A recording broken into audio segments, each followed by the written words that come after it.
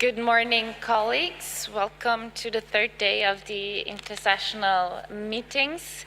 We will continue with the agenda item on victim assistance this morning. And as announced yesterday, the first three speakers are Zimbabwe, Algeria, and Colombia. So I will now give the floor to Zimbabwe for their statement. You have the floor. Thank you, Madam Chair. Good morning, distinguished guests and colleagues. Zimbabwe warmly congratulates Lebanon and Croatia on your remarkable achievements. The Republic of Zimbabwe appreciates the opportunity to provide an update on progress made towards the implementation of the victim assistance commitments under the SIMRIP ENCO Action Plan. Zimbabwe remains committed to ensuring that landmine survivors and their families enjoy their rights on an equal basis with others, in line with the UNCRPD, the Constitution of Zimbabwe, the National Disability Policy, the Persons with Disabilities Act, and our national development aspirations under Vision 2030. The Ministry of Public Service, Labor and Social Welfare continues to coordinate victim assistance efforts and broader disability inclusion initiatives. Landmine survivors are integrated into national disability and social protection programs, ensuring a rights-based and inclusive approach. Madam Chair, in line with the commitments of the SIMRIP ENCO Action Plan, Zimbabwe has established national and provincial technical committees on disability inclusion, comprising representatives from government ministries, organizations of persons with disabilities, development partners, and other stakeholders. This mechanism promotes coordination and collaboration across sectors, including health, education, employment, social protection, disaster risk reduction, and climate change. The same structure is currently being cascaded to district level to ensure a well-coordinated response to the needs of persons with disabilities, including victims of explosive ordnance of war, to get relevant and timely response. Zimbabwe continues efforts to strengthen evidence-based planning and service delivery. The establishment of a national disability identification, assessment, and determination referral framework for Zimbabwe aims to address long-standing challenges in identifying persons with disabilities. In addition to guiding eligibility determination, the framework lays the groundwork for the future rollout of a disability card to facilitate access to essential services such as social protection and health care. Under Project Reclaim, UNDP is supporting the government of Zimbabwe and Zimbabwe Mine Action in strengthening landmine victim assistance and promoting recovery in mine-affected communities. UNDP is facilitating the nationwide landmine victim survey to identify survivors, assess their needs, and improve access to appropriate services, and link them with inclusive economic empowerment initiatives. Madam Chair, Zimbabwe continues to provide access to medical and rehabilitation services through public health institutions. Landmine survivors also continue to benefit from various social protection programs, including educational support, food assistance, and livelihood initiatives aimed at enhancing their well-being and socio-economic participation. Furthermore, mine action operators and development partners continue to complement government efforts through emergency response, support, and community-based assistance initiatives. Madam Chair, Zimbabwe continues to strengthen disability-inclusive disaster risk reduction initiatives through the Civil Protection Unit under the Ministry of Local Government and Public Works. These efforts contribute towards ensuring that landmine survivors are not left behind in emergency preparedness and response mechanisms. Zimbabwe also recognizes the importance of meaningful participation of survivors in decision-making processes. The registration and accreditation of Mine Victim Assistance Zimbabwe has enhanced survivor representation and engagement. The organization continues to work closely with government institutions and partners in advancing the interests and rights of landmine survivors. Despite the progress achieved, several challenges remain. Limited financial and technical resources constrain the expansion of victim assistance programs. The absence of a comprehensive biometric and disaggregated database limits evidence-based planning and monitoring. Survivors in some remote and hard-to-reach areas continue to face barriers in accessing specialized services and economic opportunities. Planned priorities. Going forward, Zimbabwe intends to complete needs assessment and survivor profiling in all the 10 provinces, mobilize additional resources for victim assistance and disability inclusion programs, strengthen vocational training, assistive devices, livelihoods, and economic empowerment initiatives for survivors. Further strengthen the inclusion of landmine survivors within national systems for healthcare, education, social protection, and access to justice. Madam Chair, in conclusion, Zimbabwe remains fully committed to the implementation of the SIMRIP ENCO Action Plan and the Convention, and to ensuring that landmine survivors and their families have access to appropriate, affordable, accessible, and sustainable services that promote their dignity, inclusion, and well-being. I thank you. Thank you very much. I now give the floor to Algeria.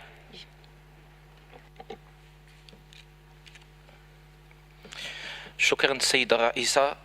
في المستهل يود وفد بلاد تقديم شكره الخالص وعظيم الامتنان إليكم على جهودكم كرئيس للجنة مساعدة الضحايا، وكذا على إدارتكم لأشغال هذه الجلسة، كما يثني على المتحدثين لعروضهم القيمة حول موضوع استدامة المساعدة من خلال تعزيز الأنظمة الوطنية وتبني سياسات شاملة.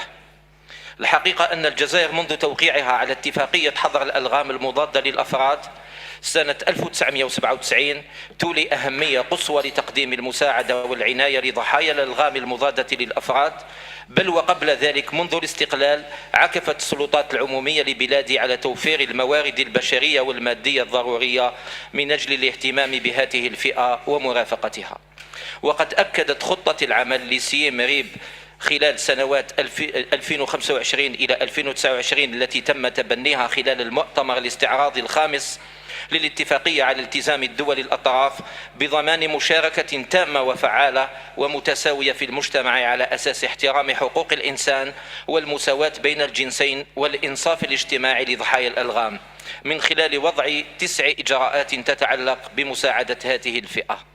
السيدة الرئيسة، الزملاء الأفاضل، فيما يخص تنفيذ الجزائر لالتزاماتها بموجب الاتفاقية وكذا الإجراءات المنصوص عليها في خطة العمل لسيم ريب في شقها المتعلق بمساعدة الضحايا، يود وفد بلاد داتكير بالإجراءات التي بادرت بها الجزائر بهذا الخصوص. أولاً، أنشأت الجزائر بموجب المرسوم الرئاسي 2011-03 المؤرخ في 8 ماي 2003 اللجنة الوزارية المتعددة لمتابعة تنفيذ الاتفاقية باعتبارها الهيئة الوطنية المسؤولة عن التنسيق بين القطاعات المعنية من أجل ضمان التنفيذ الكامل لبنود الاتفاقية بما فيها مساعدة الضحايا، وهو ما يتوافق مع ما جاء في الإجراءين 30-31 من الخطة السابقة الذكر.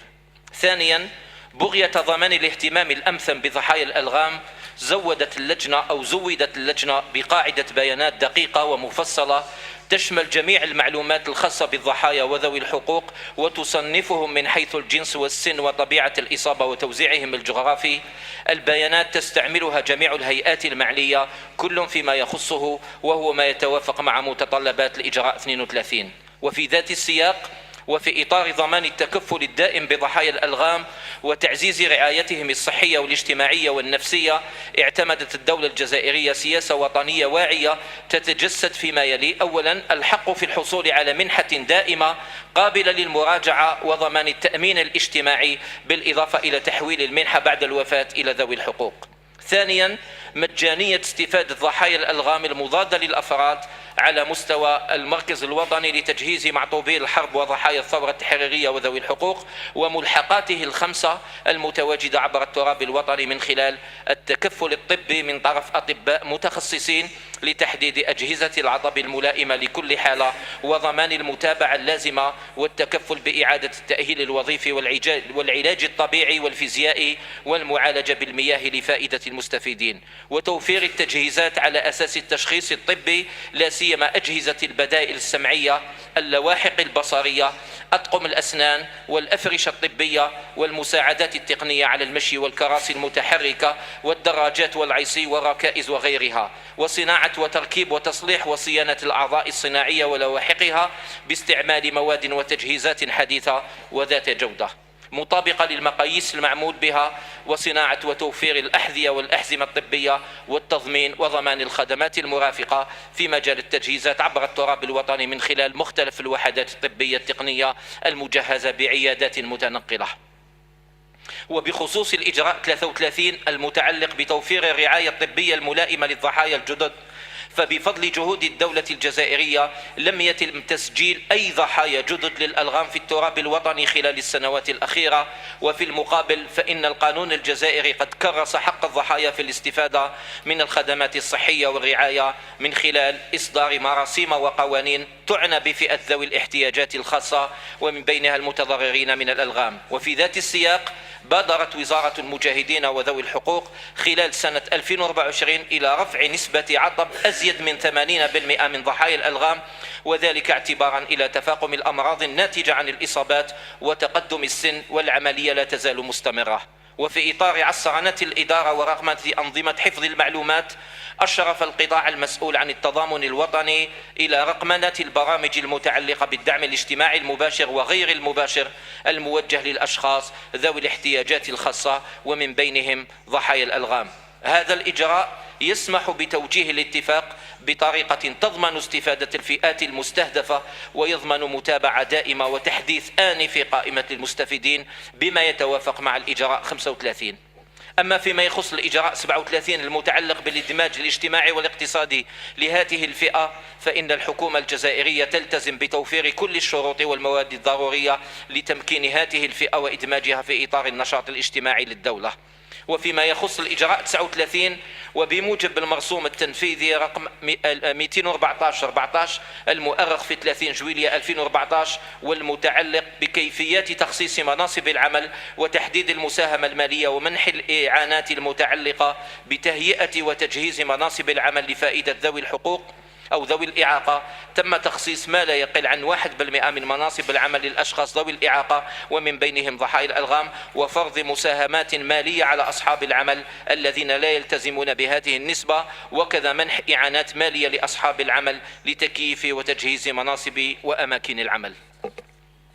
من جهة أخرى، فقد تم خلال سنة 2025 إصدار المرسوم التنفيذي رقم 80/25 المؤرخ في 18 فبراير 2025 المعدل للمرسوم التنفيذي رقم 155/08 المؤرخ في 26 مايو 2008 والذي سمح بمراجعة قيمة المنحة الخاصة بضحايا المواد المتفجرة وذوي حقوقهم. كما تبنت الحكومة أجهزة مساعدة لذوي الاحتياجات الخاصة ومن ضمنها فئة ضحايا الألغام من أجل تمكينهم من إنشاء مشاريعهم الصغيرة ودمجهم في الحياة الاقتصادية. وفي هذا الإطار تم تسجيل إنشاء أكثر من 2000 مؤسسة صغيرة مهنية من قبل هذه الفئة، وهو ما ينسجم مع مقتضيات الإجراء 39. السيدة الرئيسة، الزملاء الأفاضل، انطلاقا من التزامها بتنفيذ المادة 7 من الاتفاقية المتعلقة بالشفافية، تحرص الجزائر على إيداع تقريرها السنوي حول تنفيذ الاتفاقية، والذي يتضمن معلومات محينة حول التقدم المحرز في جميع المجالات ذات الصلة بالاتفاقية ومن بينها مساعدة الضحايا. وعلى هذا الأساس فإننا ندعو جميع المهتمين بالاطلاع على التقارير السابق الذكر من أجل تفاصيل أكثر حول الموضوع. ختاما، تجدد الجزائر استعدادها الدائم والتزامها بتنفيذ هذا البند من الاتفاقية، كما يعبر عن دعمه لجهودكم المخلصة من أجل إنجاح اجتماعنا هذا. شكرا لكم. Thank you very much. I need to remind everyone also this morning that we're trying to stick to five minutes per statement, so thank you for your cooperation. I now give the floor to Colombia, to be followed by Guinea-Bissau. Muchas gracias, señora Presidente, y buenos días a todos. Para Colombia, las víctimas no son una categoría técnica, son el centro de nuestra acción y el criterio fundamental para evaluar nuestros resultados. La asistencia a víctimas no es temporal ni residual, es una responsabilidad permanente del Estado. Colombia ha reducido significativamente las víctimas en un 59%.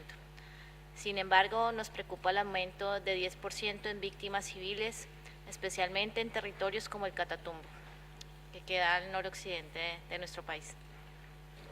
Mientras exista una sola víctima, nuestra tarea no ha terminado.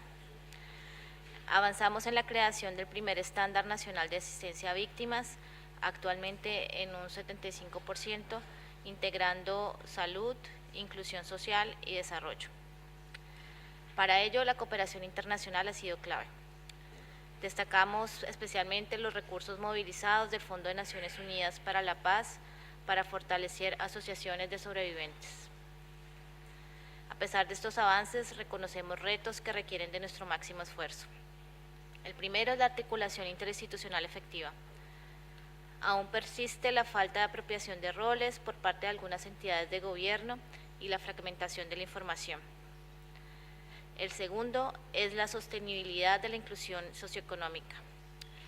Para ello debemos asegurar que la rehabilitación integral a las víctimas incluya el apoyo para la generación de ingresos como un eje transversal. Y el tercero es la gestión de información. Necesitamos lograr la interoperabilidad de nuestro sistema de información, SISMAP, para tener una visión completa de los sobrevivientes. Señora Presidente, ante este panorama, nuestras prioridades son claras a futuro. Primero, fortalecer nuestro sistema de información para realizar un seguimiento preciso a cada sobreviviente en el país.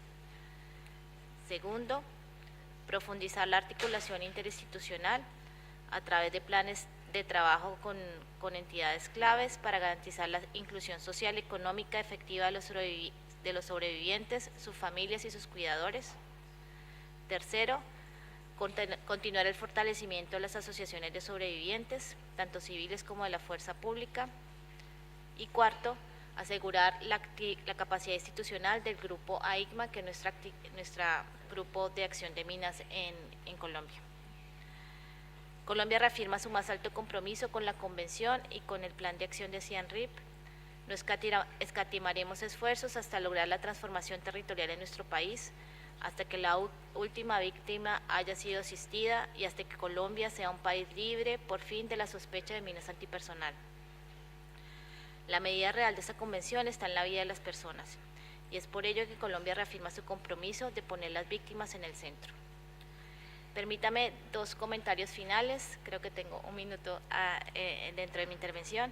El primero es que recibimos con atención y el informe y los comentarios que nos enviaran ustedes como Comité de Asistencia a las Víctimas. Estas respuestas a estos comentarios que ustedes nos hicieran están siendo actualmente compilados en mi país. Requiere una coordinación institucional, especialmente con otros ministerios, como el Ministerio de Salud, y esperamos entregar la información lo más pronto posible.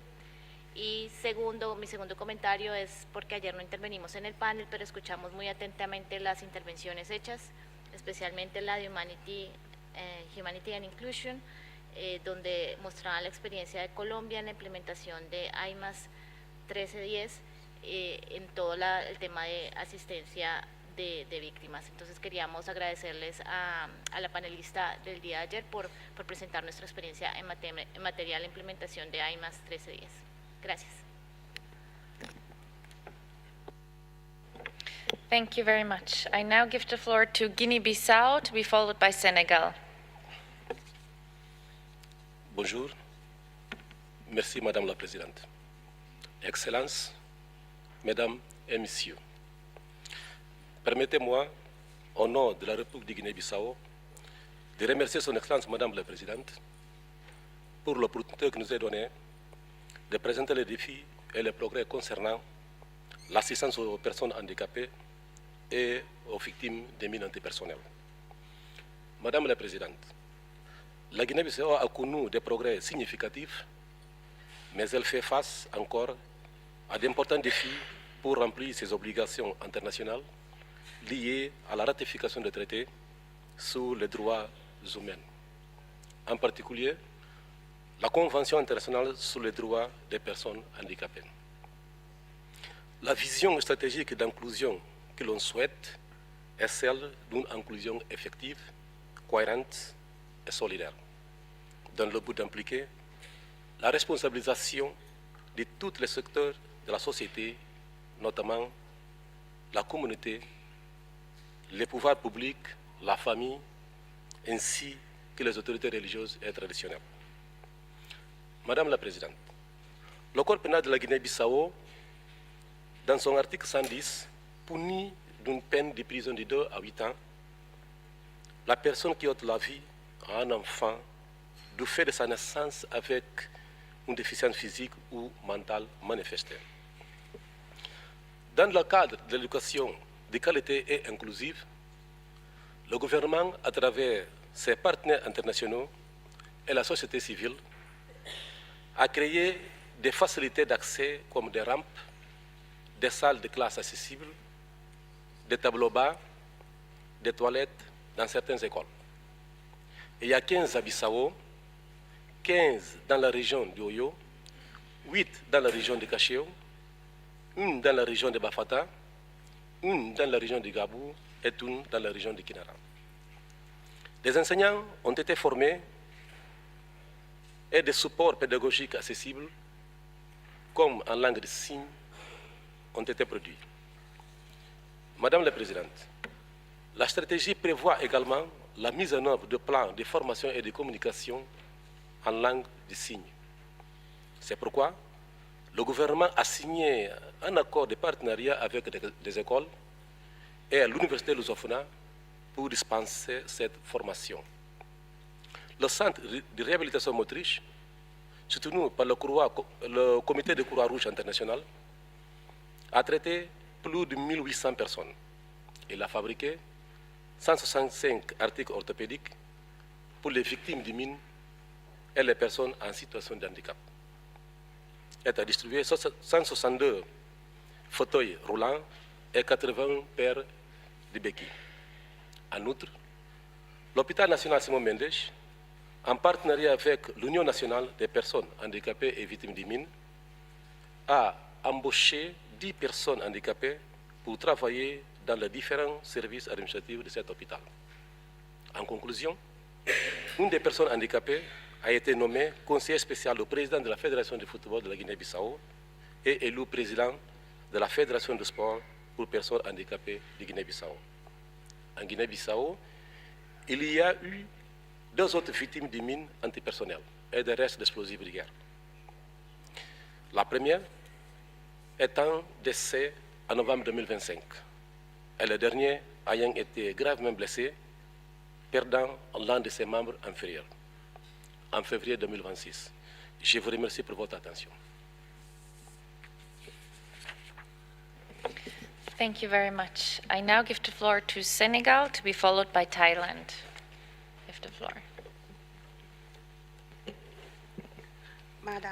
Madam Chair, Thailand wishes to express its appreciation to the Committee on Victim Assistance for their continuous effort to enhance the lives, uphold the dignity, and improve the well-being of my victims and affected communities.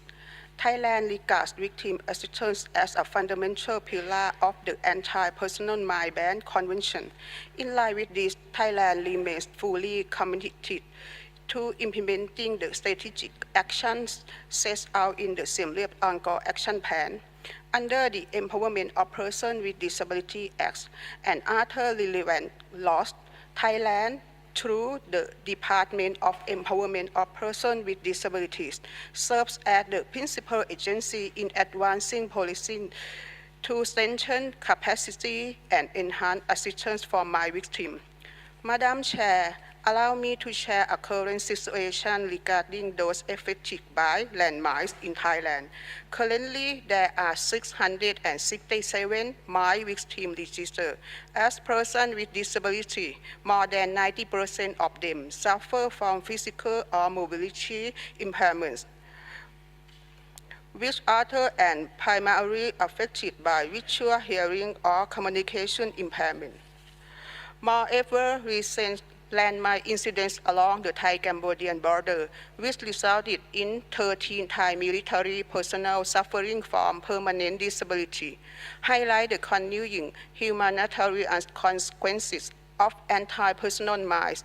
These tragic incidents reaffirm the importance of survivor-centered approach that ensure prompt emergency medical assistance and care. Timely rehabilitation, sustained support inclusion, and equal opportunities. Thailand has consistently implemented comprehensive victim assistance to ensure all my victims who suffer permanent disabilities receive the care and support they need to ensure their lives and dignity as follows. First, Thailand is expanding proactive one-stop post-surgical services to reduce travel barrier and ensure that survivors in remote border areas have access to timely medical treatment, rehabilitation services, and assistive devices. Second, we are strengthening vocational training programs that respond to the demands of the modern labor market, helping my victims build economic resilience and secure sustainable livelihoods. Looking at the broader horizon, Thailand has established comprehensive nationwide support mechanisms, including in rural and remote areas, to ensure the lives of all persons with disabilities in 4 key areas. First, medical and public health, providing tailored assistive devices and mobility aids. Second, education, guaranteeing the fundamental right of persons with disability to access free education from birth or from the onset of disability. Third, employment, supporting vocational skills development while creating employment opportunity. Two loan services provided by the Empowerment of Persons with Disability Fund to support livelihood and career development. Fourth, social welfare and inclusivity, providing sign language interpreters, personal assistance, and specialized social development and human security volunteers for persons with disabilities. Financial and structural safeguards have been broadened to disability allowances, rehabilitation grant, social assistance fund, and foster family arrangement. Housing environment modification are also expanded to ensure greater accessibility and safer living conditions for persons with disability. Thailand acknowledges the remaining gaps in providing comprehensive victim assistance, particularly in remote and border areas, to ensure no one is left behind. We are actively strengthening the system by enhancing inclusive policy, improving service accessibility, and reinforcing stakeholder coordination to better meet the diverse needs of victims. Madam Chair, Thailand reaffirms its commitment to working closely with the Committee on Victim Assistance and all state parties to ensure comprehensive inclusion and reintegration of all survivors into their societies. Through our shared resolve, we will continue to promote resilience and uphold human dignity of all survivors under the humanitarian frameworks of the Convention. We are equally driven to deliver holistic support to survivors and to avert future harm. I thank you. Thank you very much. I now give the floor to Senegal to be followed by the European Union. Senegal, you have the floor. Merci, Madame la Présidente.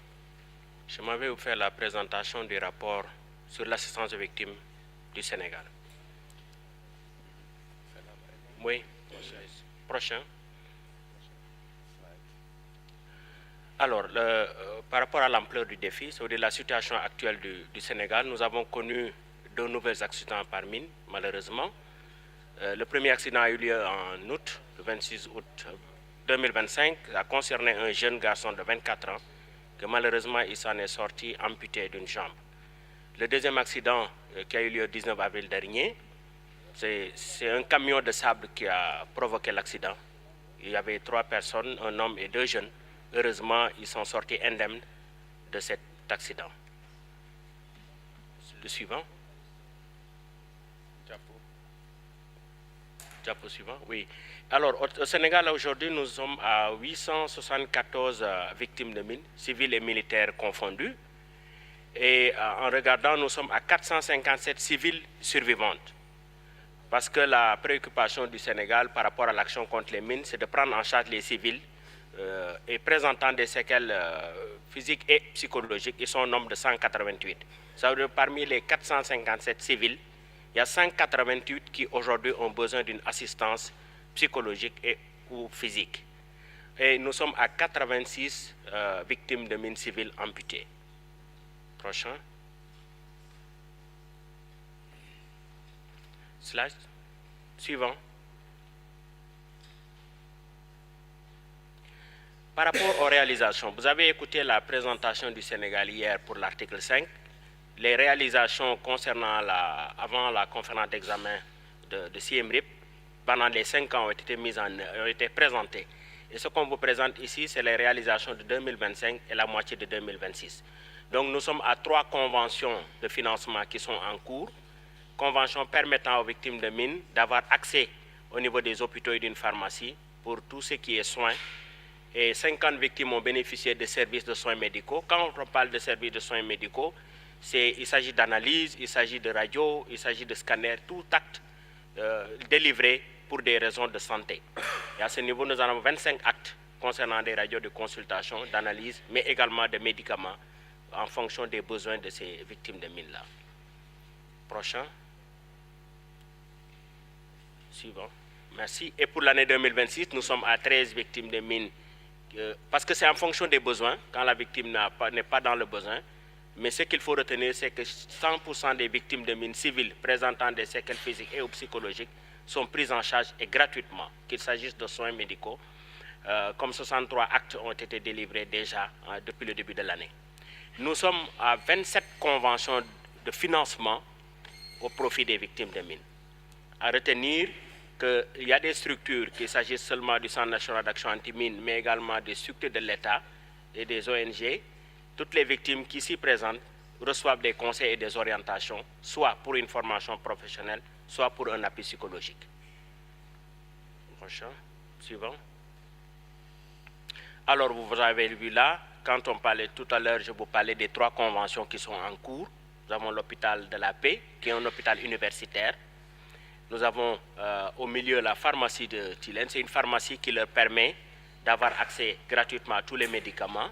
Et en dernier, c'est l'hôpital de référence, l'hôpital régional de Ziguinchor. Donc ce sont les structures-là qui offrent gratuitement tous les services pour ce qui est des soins physiques ou les soins psychologiques. Nous l'avons au niveau de l'hôpital psychiatrique de Kenya, mais également des centres d'orientation où ils travaillent des psychologues conseillers.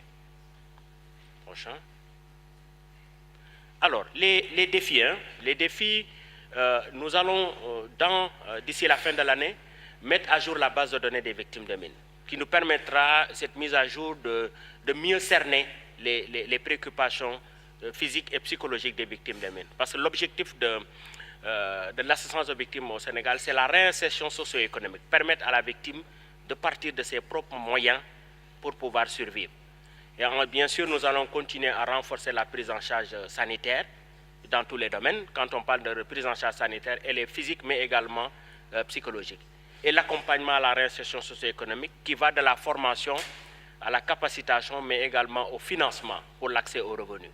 Bien sûr, soutenir cet accès aux revenus qui permet aux victimes, comme nous l'avons dit, parce que d'ici la fin du déminage au Sénégal, nous voulons que chaque victime de mine puisse être autonome et pouvoir se prendre en charge. Voilà ce que nous avons à vous dire dans la présentation concernant l'assistance aux victimes au Sénégal. Merci, Madame la Présidente. Thank you very much. I now give the floor to the European Union, to be followed by Austria. European Union, you have the floor. Thank you. Thank you, Madam Chair. Chair, I have the honor to speak on behalf of the European Union and its member states. The candidate countries of North Macedonia, Montenegro, Serbia, Albania, and Republic of Moldova, as well as the FTA country Iceland, member of the European Economic Area, align themselves with this statement. The European Union thanks the Committee on Victim Assistance for its continued efforts to support state parties in strengthening the implementation of victim assistance obligations under the Convention and the Siem Reap Anchor Action Plan. The EU commends the engagement of the Implementation Support Unit in supporting state parties in the effective implementation of the Convention, including its victim assistance dimension, notably through its valuable framework of national stakeholder dialogues, which facilitate the exchange of expertise, good practice, and knowledge among relevant actors. The ISU received the continued support of the European Union in this endeavour, including in support of the implementation of the Siem Reap Anchor Action Plan, which contributes inter alia to strengthening cooperation, national capacities, and inclusive approaches in mine action, including victim assistance. Madam Chair, the EU reaffirms that victim assistance remains a core humanitarian pillar of the Convention. Survivors of anti-personnel mines and explosive remnants of war, as well as their families and affected communities, must remain at the center of our collective efforts. The European Union supports an integrated, rights-based, age, gender-responsive, and disability-inclusive approach to victim assistance, consistent with international human rights law and the Conventions on the Rights of Persons with Disabilities. The European Union emphasizes the importance of strengthening synergies between mine action, humanitarian action, development cooperation, peace building, the implementation of the UN Sustainable Development Goals, and the Women, Peace and Security Agenda. We underline the importance of ensuring equal access to medical care, rehabilitation services, psychosocial support, socio-economic inclusion, education, and employment opportunities for mine victims and survivors. Madam Chair, the EU welcomes efforts by affected state parties to strengthen national ownership of victim assistance and to integrate victim assistance commitments into broader national disability, health, social protection, and development frameworks. The European Union welcomes the development by the Committee on Victim Assistance and the ISU of the Siem Reap Anchor Action Plan Victim Assistance Checklist as a practical tool to support the implementation, monitoring and reporting of victim assistance commitments under the Convention. The EU encourages affected state parties to make full use of this checklist and to report on this basis in their annual transparency reporting and other relevant exchanges under the Convention. In 2025, 39 states reported on their victim assistance policies, which remain insufficient. The European Union encourages all state parties to further strengthen their engagement in support of mine victims and survivors, including by adapting national policies and social protection systems to their specific needs, rights, and lived experiences. We encourage state parties to continue improving data collection and needs assessments in close consultation with survivors and representative organizations of persons with disabilities. The meaningful participation of survivors in decision-making processes concerning policies and programs affecting them remains essential. The European Union also recognizes the disproportionate and differentiated impacts of interpersonal mines on children and the specific needs of child survivors, including access to long-term rehabilitation, inclusive education, and psychosocial support. We remain deeply concerned by the growing number of interpersonal mine victims resulting from ongoing armed conflicts. Each year, the European Union's global support to mine action includes significant support for victim assistance, rehabilitation, mental health, and psychosocial support, and the socio-economic inclusion of survivors and affected communities, including in 2025 in Ukraine, Afghanistan, Colombia, Ethiopia, Mali, Mozambique, Myanmar, Sudan, and Yemen. Madam Chair, we also encourage donors and affected states to ensure predictable and sustainable financing for victim assistance program and to support local capacities and survivor-led organizations. The European Union remains fully committed to advancing the rights, dignity, and inclusion of interpersonal mine victims and survivors and to supporting the effective implementation of victim assistance obligations under the Convention. I thank you. Thank you very much. I now give the floor to Austria, to be followed by Italy. Sir, you have the floor. Madam Chair, Austria aligns with the statement delivered by the European Union. Survivors and affected communities know best how to most effectively address their needs. Our convention was the first multilateral disarmament instrument explicitly recognizing the role and advocating for the rights of survivors, affected families, and communities to have their needs met and for all states to assist comprehensive victim assistance in a non-discriminatory manner. To ensure that victim assistance reaches the right persons and that it is sustainable, it is therefore essential that victims and their representative organizations participate in the development of policies and national action plans, and that national action plans for victim assistance are integrated into broader national policies. In this light, Austria is pleased to cooperate with the Amputee Self-Help Network Uganda and ICBL on a project on the economic empowerment of women survivors through sustainable peanut butter production in northern Uganda. Madam Chair, the decrease in international funding for victim assistance is a worrying trend. Conversations about innovative financing must address this issue and ensure to leave no one behind. In many contaminated communities, clearance may not be achieved within the lifetimes of those who have lived through active conflict. For these communities, mine risk education therefore becomes a lifeline and last resort to prevent casualties. As is the case with victim assistance, Austria emphasizes the need to tailor mine risk education to the specific needs of different groups, taking age, gender, occupation, and cultural contexts into consideration. To achieve this, stronger emphasis on disaggregated data collection, analysis and reporting is required to help understand the needs and vulnerabilities of different parts of the population. Only with accurate, gender-sensitive and inclusive data can we ensure both that mine risk education and victim assistance programs are truly effective. We thank the gender focal points of the Convention for their work, as well as all stakeholders and affected states for paying more attention to diversity aspects. Madam Chair, humanitarian norms can contribute greatly to peace building and reconciliation. Survivors and their representative organizations should be integrated into the work related to the convention at all levels.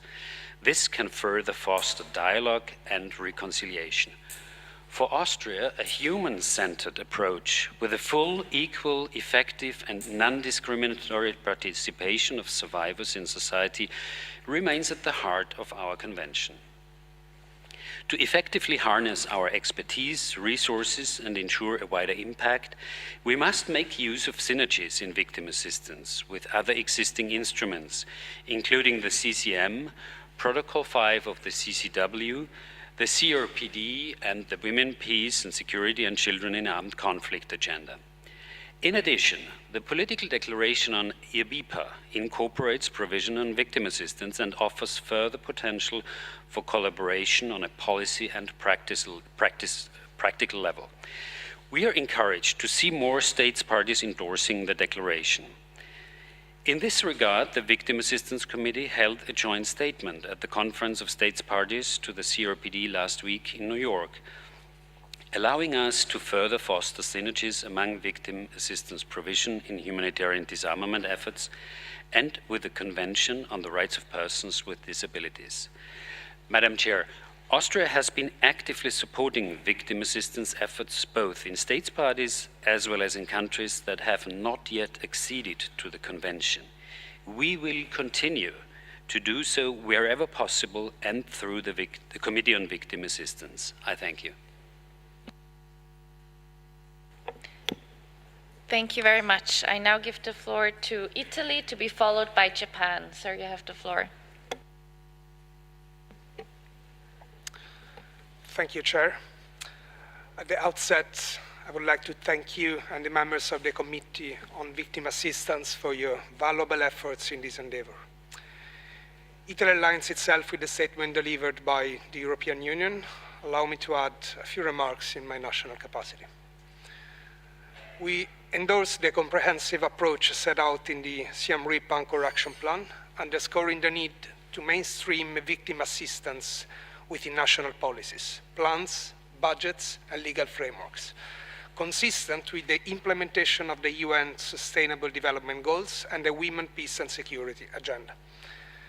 The emergence of victim assistance as a core principle of humanitarian disarmament is not only the result of the APNBC, but also reflects synergies with other relevant instruments, such as the Convention on the Rights of Persons with Disabilities and the Convention on Cluster Munitions, with all three conventions mutually reinforcing their implementation mechanisms. Providing assistance to victims is more essential than ever, as growing conflicts continue to affect millions of people living in contaminated areas. Mine action remains a core component of Italy's humanitarian assistance. In recent years, despite a challenging financial context, Italy has maintained a steady level of funding at around 8.5 million per year. Victim assistance is crucial in enabling survivors to access essential services, including emergency care, rehabilitation, and educational or vocational training, thereby supporting the reintegration of explosive ordnance victims and their families into society. When victim assistance programs incorporate gender-sensitive approaches, Mine action can also contribute to reducing inequalities by promoting equitable access to health care, psychosocial support, and socioeconomic reintegration opportunities. Our projects adopt a holistic approach, integrating gender and diversity considerations, with particular attention to initiatives addressing the needs of the most vulnerable ones, including persons with disabilities. In Palestine, we support explosive ordnance risk education, as well as assessment and clearance activities, aimed at reducing explosive ordnance-related threats and strengthening a safe humanitarian response, benefiting both the Palestinian population and the humanitarian workers in Gaza and the West Bank. In Afghanistan, Mali, and Somalia, we have worked with the International Committee of the Red Cross to support activities in risk education, contamination mapping, specialized healthcare, and socioeconomic inclusion for people with disabilities, particularly victims of landmines and other unexploded ordnance. We also support orthopedic and physical rehabilitation centers, implementing strategies to develop the rehabilitation sector and expand the number of qualified professionals. In Syria, we supported UNMAS in reducing risks posed by explosive devices, with the aim of facilitating the restoration of agricultural areas, promoting urban regeneration, and improving living conditions, as well as enabling the safe return of displaced communities. We look forward to participating in the Syrian Mine Action Conference next week. We recognize that this sector remains severely underfunded. Greater efforts are needed to make rehabilitation technologies more accessible and affordable by encouraging open markets, information sharing, and cooperation with universities and private companies. Italy welcomes further dialogue on innovative financing mechanisms, also through tailored workshops. The Italian cooperation will continue to support victim assistance activities and partnerships in the years ahead. Thank you, Chair, for allowing us to share our experience and reaffirm our commitment to this important humanitarian endeavor. I thank you. Thank you very much. I now give the floor to Japan, to be followed by the Philippines. Japan, you have the floor. Thank you, Madam Chair. At the outset, I'd like to thank the members of the Committee on Victim Assistance for your activities. Japan has consistently provided support to victims in countries with a high number of unexploded ordnances, such as anti-personnel mines and cluster munitions. As I mentioned on Monday at the panel on cooperation and assistance, Japan's comprehensive package of assistance for humanitarian mine action encompasses comprehensive assistance programs tailored to various needs and stages, ranging from risk education and awareness raising, mine detection and clearance, to support for mine victims. Under this package, Japan supports not only short-term mine clearance activities, but also initiatives that contribute to medium and long-term reconstruction and development, including support for victims' livelihoods and the rehabilitation of affected communities. For example, in the project I mentioned on Monday, concerning mine clearance and agricultural development in mine-affected areas of northern Zimbabwe, victim surveys are being conducted to ensure that the support provided to victims is effective. We are also implementing reconstruction assistance in South Sudan, Ethiopia, and Yemen in collaboration with the ICRC. Japan is also providing support for victims, such as assistance to the production of prosthetic limbs. Last year, we contributed $2 million to UNIDO for transferring Japanese prosthetics technology using 3D printers and AI to support mine victims in Nigeria. This transfer of emerging technologies, which Japanese companies possess, enables a more precise response to the needs of victims and leads to further support for their social reintegration. Thank you, Madam Chair. Thank you very much, Ambassador. I now give the floor to the Philippines, to be followed by Cameroon. Philippines, you have the floor.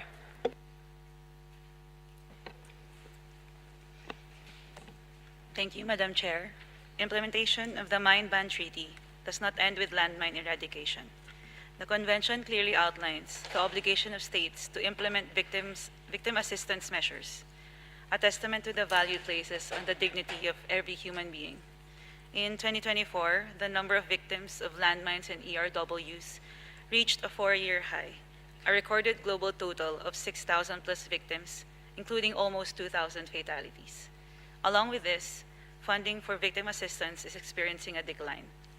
The Philippines continues to face challenges in this area, particularly on the use of improvised landmines by non-state armed actors, such as the New People's Army. Last year, 2 Philippine soldiers were killed and 3 hurt due to a landmine explosion.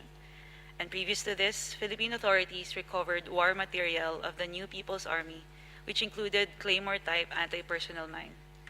While our country is suffering from the continued use of landmines and other explosive ordinances by non-state armed groups, our national agencies have considerable experience in victim assistance, having developed robust institutions to address disability, marginalization, and trauma due to decades of internal conflicts in our country.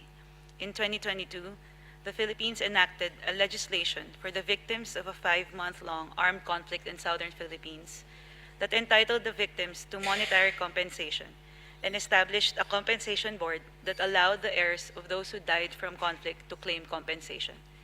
Along with socio-economic support, the Philippines continues to strengthen provision of psychological and mental health services to the victims of explosive ordinances, including landmines. In line with the Siem Reap Anchor Action Plan, the Philippines launched the Philippine Council for Mental Health Strategic Framework for 2024 to 2028, which aims to enhance treatment accessibility, expand community-based initiatives, and uphold mental health as a fundamental human right.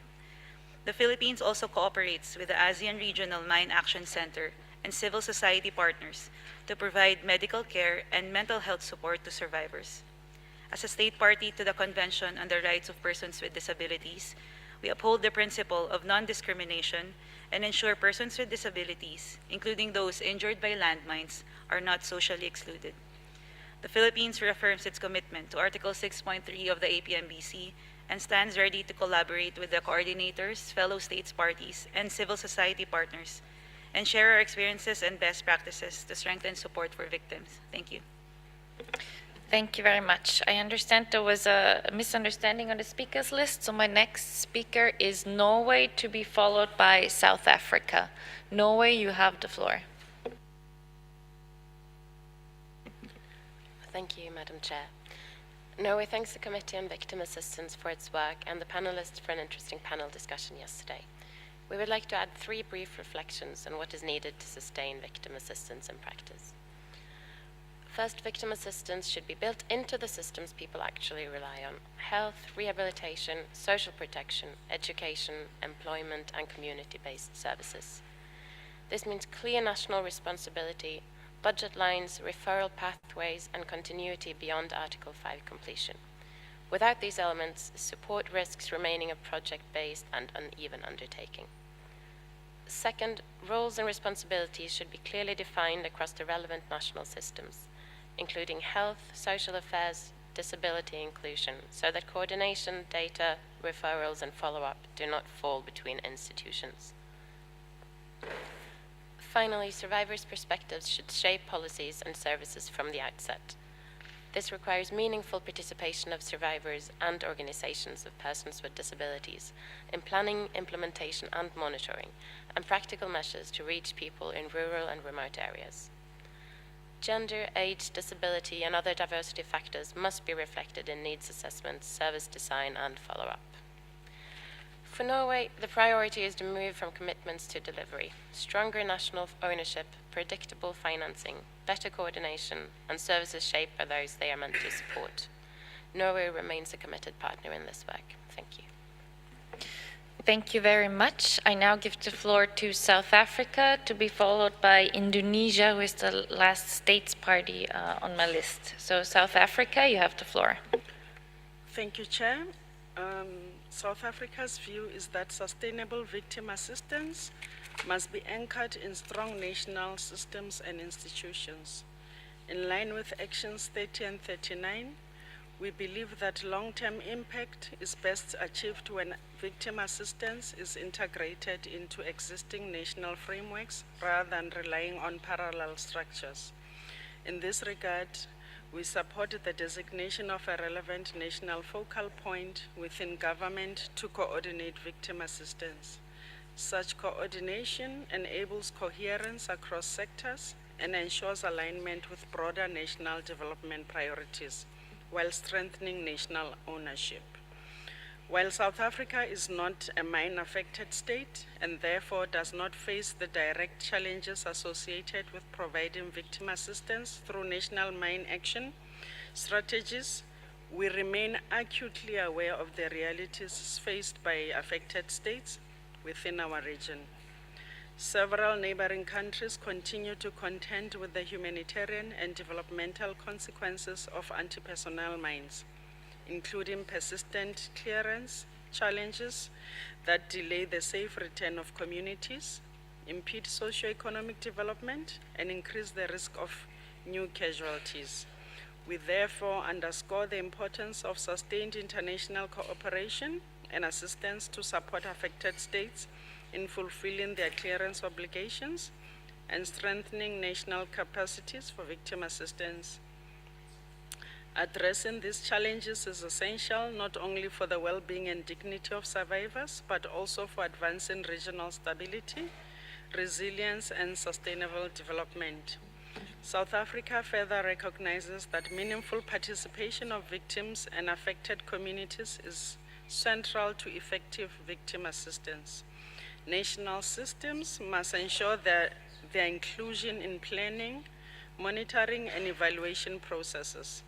This requires practical measures to remove barriers and ensure accessibility, including for women, youth, and persons with disabilities. Inclusive participatory approaches not only improve the relevance of programs, but also strengthen accountability and sustainability over time.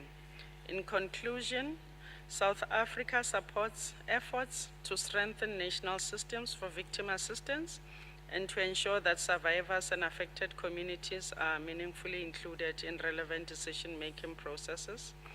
We believe that such approaches not only improve outcomes at the national level, but also contribute to stronger regional and sub-regional frameworks for cooperation, capacity building, and the advancement of the Convention's humanitarian objectives.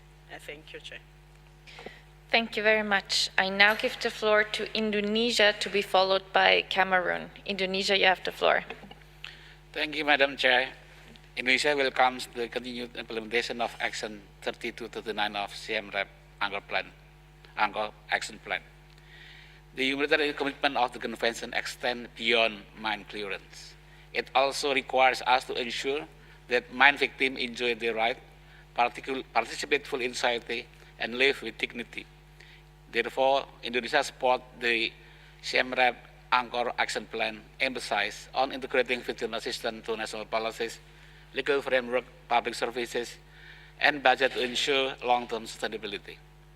Indonesia believes that sustainable victim assistance requires a whole of government and whole of society approach, bringing together the health, rehabilitation, education, employment, and social protection sector, while ensuring the meaningful participation of survivors and organizations of persons with disabilities.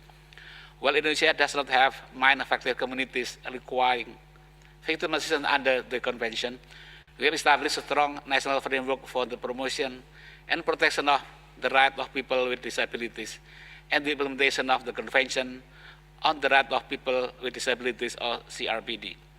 This framework has enabled Indonesia to integrate disability issues into national health, rehabilitation, education, employment, and social protection system. We believe this integrated approach offers valuable lessons for ensuring that victim assistance is sustainable, nationally owned, and fully embedded with broader disability and development policy. Indonesia also believes that closer synergy between the Convention and the CRPD, supported by sustained international cooperation and capacity building, will help affected states strengthen racial national system and ensure that no victim is left behind. Thank you very much, Madam Chair. Thank you very much. I now give the floor to Cameroon, who is the last states parties on my list. Cameroon, you have the floor. Merci, Madame la Présidente. Le Cameroun salue l'action du Comité sur l'assistance aux victimes et tient à apporter son plein soutien à la réalisation de son mandat. Madame la Présidente, depuis son accession à la souveraineté internationale, les questions liées au droit à la vie, au respect de la dignité humaine et au droit au développement ont toujours été au cœur des préoccupations humanitaires de mon pays. Dans ce registre, la lutte anti-mine y est particulièrement adressée. Pour y faire face, des mesures stratégiques et opérationnelles ont été prises et des progrès tangibles ont été accomplis dans les domaines des premiers secours, de la prise en charge sanitaire, de la réadaptation et du cadre juridique de l'inclusion. Ces mesures s'inscrivent pleinement dans le cadre de la mise en œuvre du plan d'action de SIMREAP encore.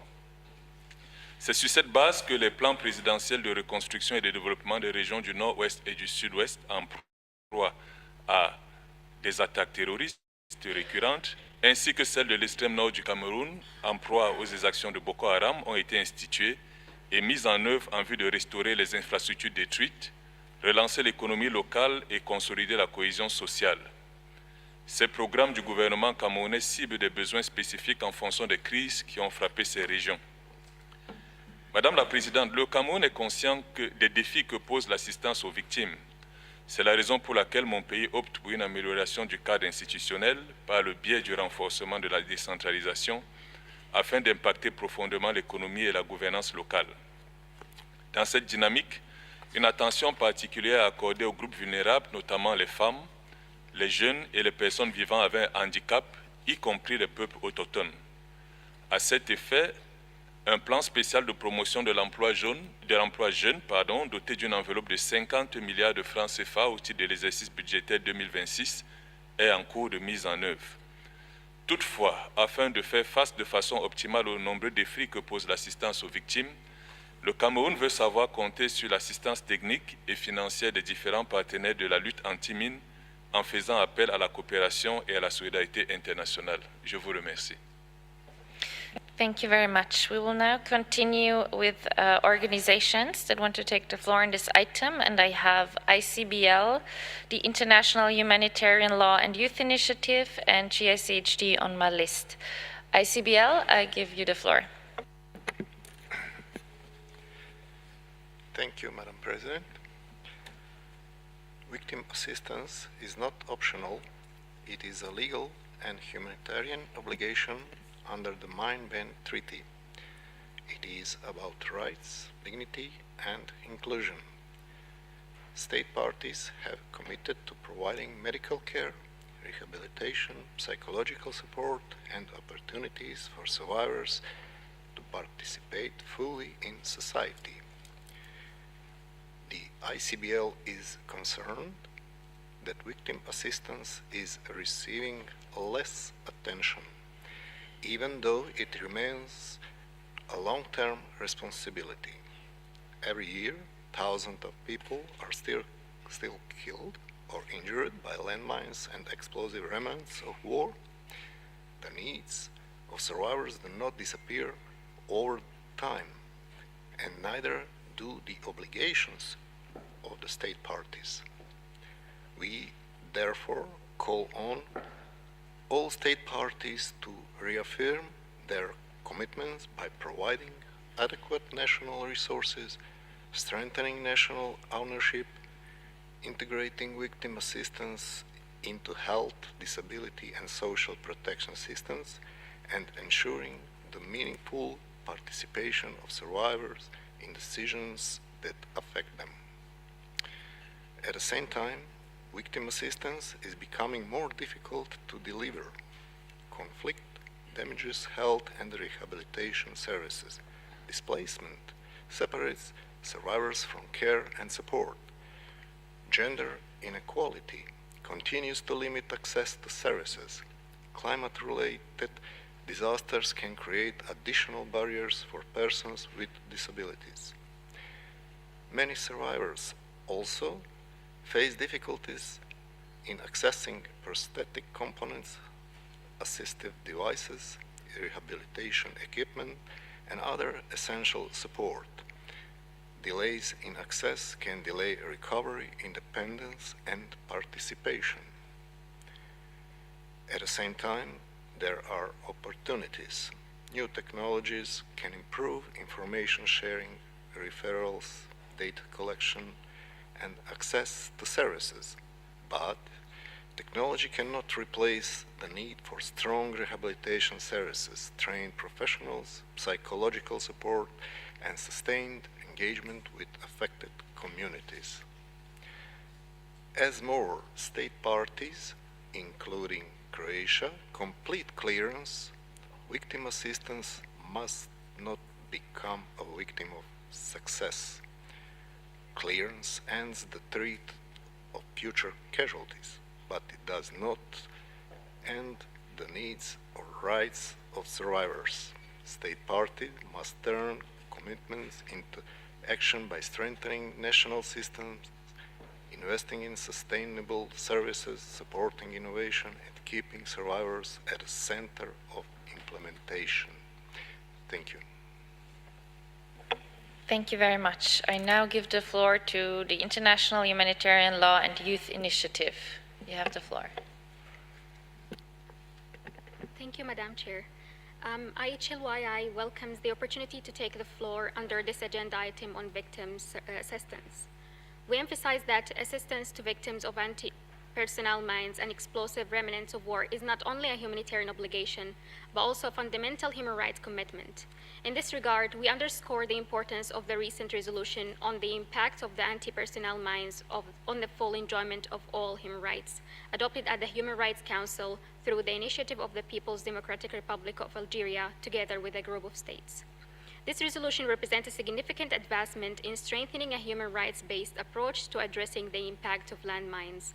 It also reflects a renewed international commitment to placing victims' rights at the center of the global response and reinforcing collective responsibility to protect civilians and support survivors. IHLYI further stresses that the full integration of victim assistance into national systems, in line with the Siem Reap Anchor Action Plan 2025 to 2029 and the Convention on the Rights of Persons with Disabilities, is essential to ensure sustainability and equal access to services. In this context, we place particular emphasis on mental health and psychosocial support as an integral component of victim assistance. The impact of mines and explosive remnants of war extends beyond physical injuries to include long-term psychological traumas that significantly affect recovery, reintegration, and resilience.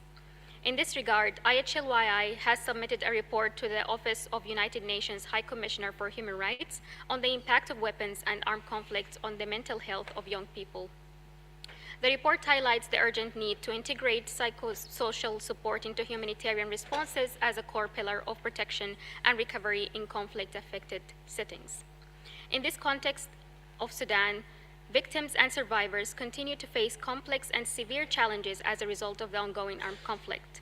Access to rehabilitation services, psychosocial support, medical care, and socioeconomic inclusion remains highly limited in many affected areas.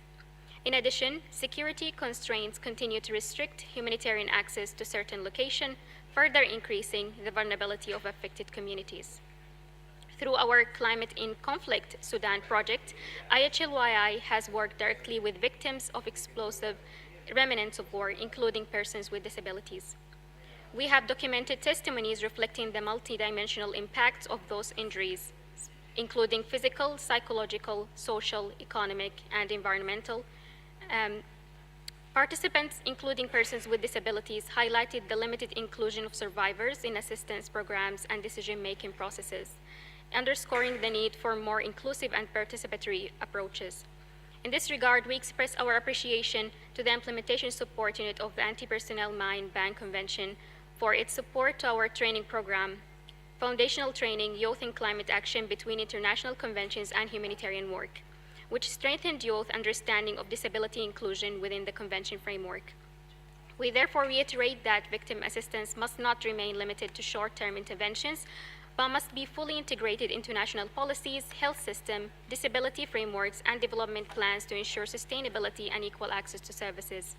We also emphasize the importance of strengthening community-based approaches and ensuring the meaningful participation of survivors, youth, and local organizations in the design and implementation of victim assistance programs.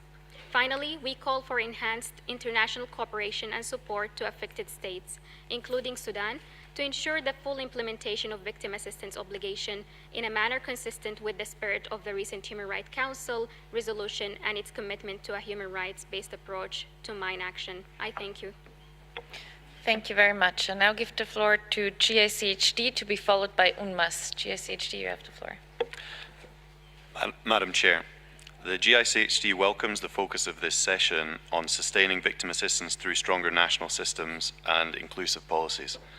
We fully support the commitments contained in the Siem Reap Anchor Action Plan in this regard, and we recognise that victim assistance can only be sustainable when it is integrated into broader national service delivery frameworks, including the health, social protection, education and development sectors. An integrated approach to victim assistance is essential. As reflected in the principles of IMAS 1310 on victim assistance, the needs and rights of survivors and indirect victims cannot and should not be addressed through mine action efforts alone.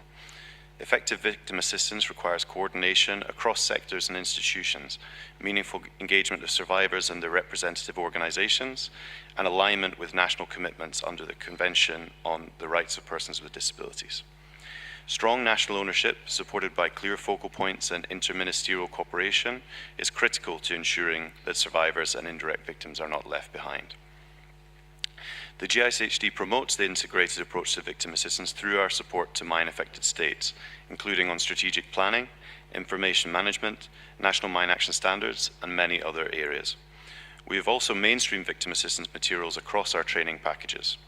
IMAS 1310 is the guiding document informing our advice to national mine action authorities and centres in this regard, which has been a highly useful tool in explaining the importance of a cross-sectoral approach to victim assistance. For example, GSHD supported the Syrian National Mine Action Centre earlier this year to align its victim assistance commitments in Syria's draft mine action strategy with IMAS 1310, including establishing coordination and referral mechanisms. At the same time, we remain concerned by the persistent underfunding of victim assistance when compared with the needs. Despite being a core pillar of the Convention, victim assistance continues to receive insufficient and often inconsistent funding. Sustainable progress requires long-term investment in national casualty monitoring systems, referral systems, and a scaling up of service delivery across the board, rather than short-term project-based support. We also wish to emphasize the importance of gender diversity and inclusion in all victim assistance efforts. Survivors and indirect victims are not a homogeneous group, and barriers to accessing services differ significantly based on gender, age, pre-existing and post-accident disabilities, geographic location, and many other factors. Policies and programs must therefore be designed making use of sex, age, and disability disaggregated data and informed by the meaningful participation of survivors, indirect victims, and their representative organizations. GSHD works to promote these practices, as well as disability inclusion in mine action activities in general, via advice given through gender and diversity assessments and technical assistance in countries such as Cambodia, Lebanon, Ukraine, and Vietnam, amongst others. Thank you, Madam Chair. Thank you very much. I now give the floor to UNMAS as the last speaker under this item. UNMAS, you have the floor. Merci beaucoup, Madame la Présidente. Je remercie également les membres du comité actuel et des précédents comités de soutenir la lutte anti-mine et également l'assistance aux victimes, qui est le pilier le moins financé de la lutte anti-mine depuis de longues années. Je voudrais faire écho à ce que vient de dire mon collègue du GICHD sur l'importance de ce qu'on appelle le standard sur la lutte anti-mine et l'assistance aux victimes dans la lutte anti-mine, le fameux IMAS 1310, IMAS 1310. Ce standard était très très important pour clarifier le rôle du secteur de la lutte anti-mine dans l'assistance aux victimes, à savoir au moins l'identification des victimes, le référencement des victimes aux services qui peuvent leur venir en aide, et enfin le plaidoyer. Or, dernièrement, il nous est devenu très clair que ce qui est le plus essentiel pour nous, c'est le plaidoyer, car nous voyons toujours beaucoup de victimes qui ne reçoivent pas l'assistance dont ils ont besoin. Dans ce cadre, nous avons décidé de travailler avec les acteurs des droits de l'homme. Et nous sommes très heureux de vous informer que le haut-commissaire aux droits de l'homme vient de publier un rapport sur l'effet des mines antipersonnelles sur les droits de l'homme. Et je vais faire part de 2 recommandations essentielles dans ce rapport. D'une part, le haut-commissaire recommande aux États de s'acquitter de leur obligation de réparer intégralement le préjudice causé par un fait internationalement illicite, comme l'exige le droit international, de garantir les droits humains des rescapés et des autres personnes touchées au moyen d'une approche basée sur les droits de l'homme. À cet égard, les États devraient prendre des mesures, y compris en faisant appel à la coopération et à l'assistance internationale, pour garantir les droits à la santé, à un niveau de vie suffisant, à l'éducation, à la sécurité sociale et au travail. Je vous invite à lire le rapport et à contribuer aux discussions du Conseil des droits de l'homme qui auront lieu le 26 juin. Merci beaucoup. Thank you very much. With this, I would like to thank all states, parties, observers, and organizations for your interventions yesterday and today. The committee is encouraged by the efforts undertaken to advance victim assistance and by the progress already being made in implementing the Siem Reap Anchor Action Plan. The 10 actions of that action plan, actions 30 to 39, provide an ambitious roadmap for the years ahead, and we encourage all states parties to increase efforts to put these commitments into reality by 2029 and to provide updates on victim assistance progress and challenges.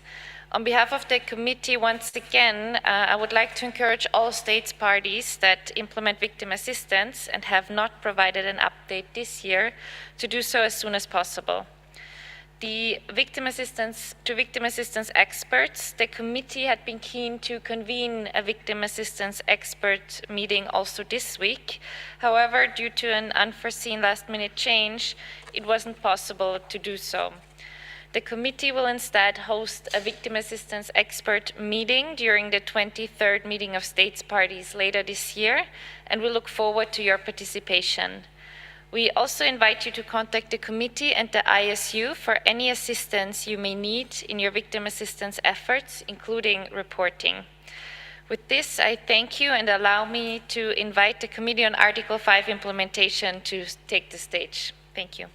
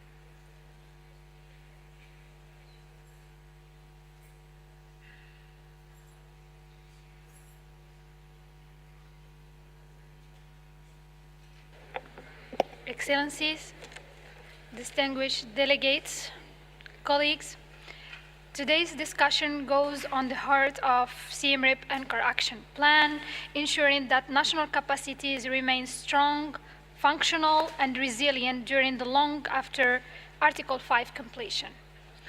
Action 2 of the CMRIP Anchor Action Plan commits state parties to establish sustainable national capacities able to coordinate, regulate, and manage the National Mine Action Program, including survey, clearance, mine risk education, and victim assistance, and undertake post-completion activities, including in the event that previously unknown mined areas, including newly mined areas, are discovered.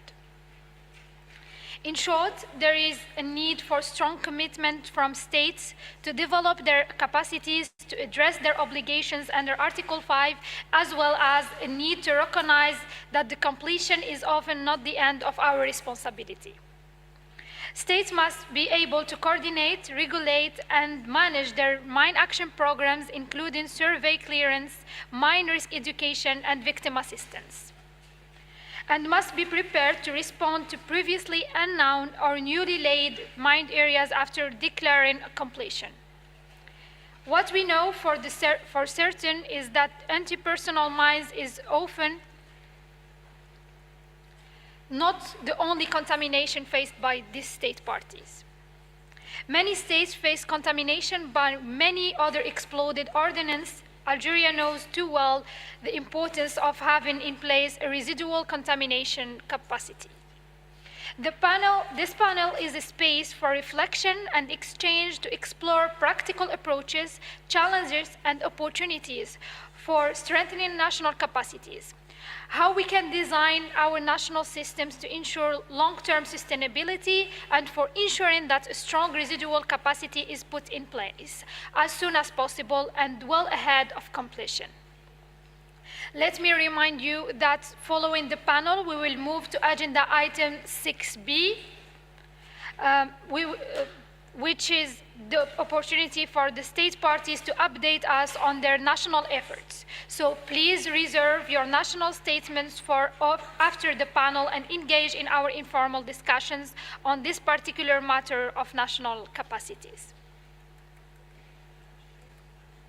Now I would like to introduce the speakers of this panel. Mr. Dajan Rindelic, Croatian Mine Action Center, Civil Protection Directorate. Croatia brings extensive experience in transitioning from large-scale clearance to managing residual contamination. I wholeheartedly congratulate Croatia for meeting the amazing milestone of completion and look forward to continuing to celebrate this success. Colonel Omar Joaquin Montenegro, Chief of Army Corps Engineers of Nicaragua.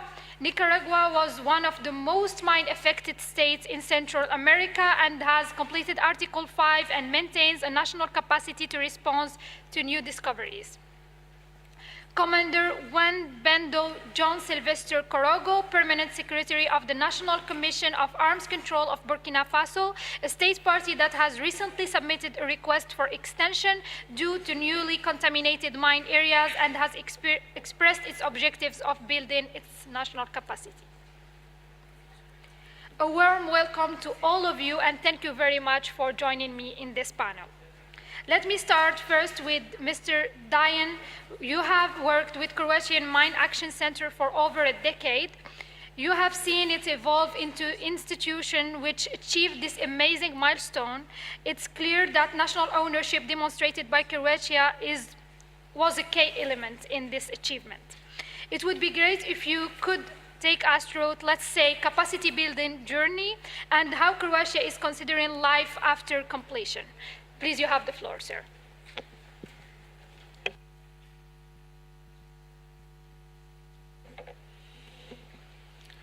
Thank you, Madam President. Your Excellencies, ambassadors, state party representatives, dear colleagues.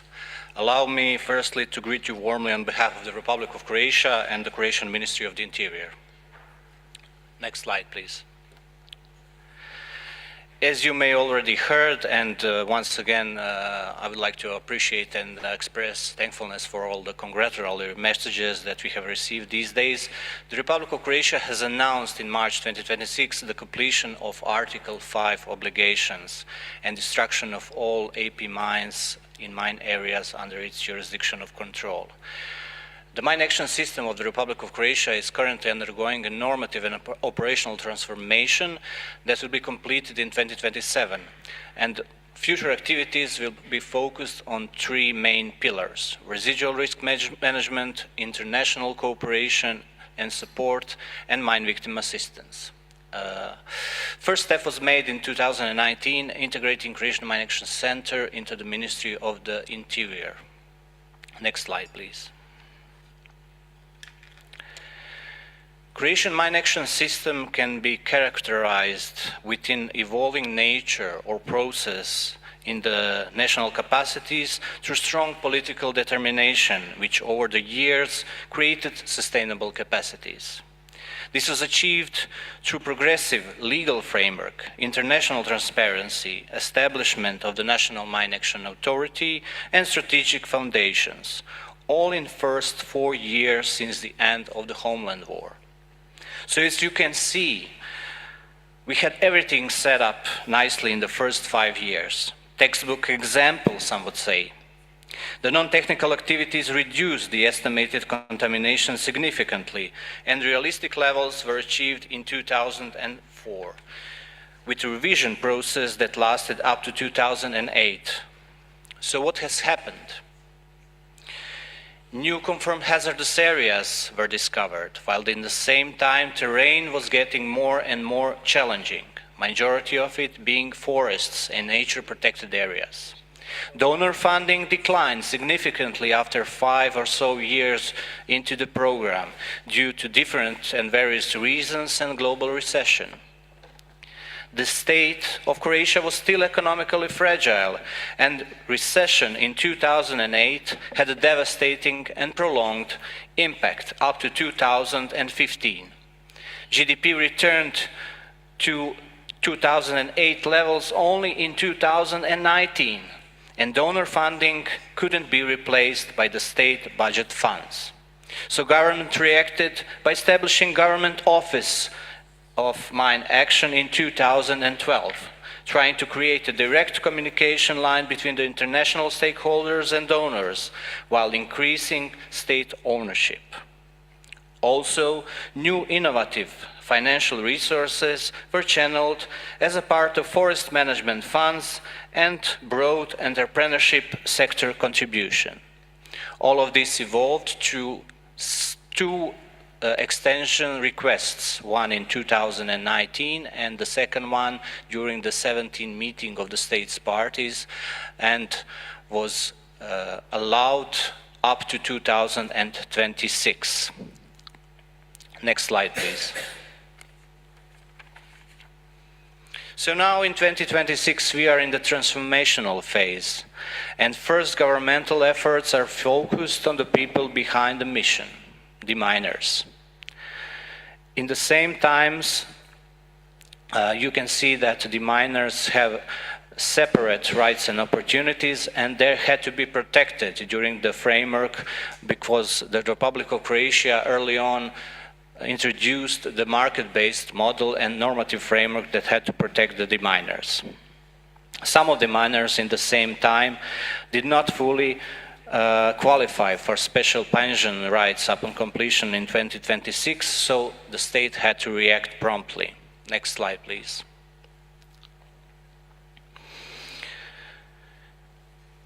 The government of the Republic of Croatia and the Ministry of the Interior recognized the exceptional contribution and demanding work of the miners, and in cooperation with trade unions and associations, is currently considering changes to the legal rights that would include current and former members of the mine action system. At the same time, initiatives are being supported to continue the engagement of Croatian deminers in international demining operation, including the activities of the newly founded Croatian LLC organizations. Next slide, please. So to sum all of the ongoing legislative and institutional actions, we have ongoing review on law on special pension rights for the demining employees. We have regular Ministry of the Interior consultations with deminer unions and the deminer employer associations, employer association support, and the further integration of mine action into Croatian development aid and support towards other countries in need. And last but not least, and most important element is that the Croatian mine action sector is retained within the Ministry of the Interior Civil Protection Directorate, so core expertise has been preserved.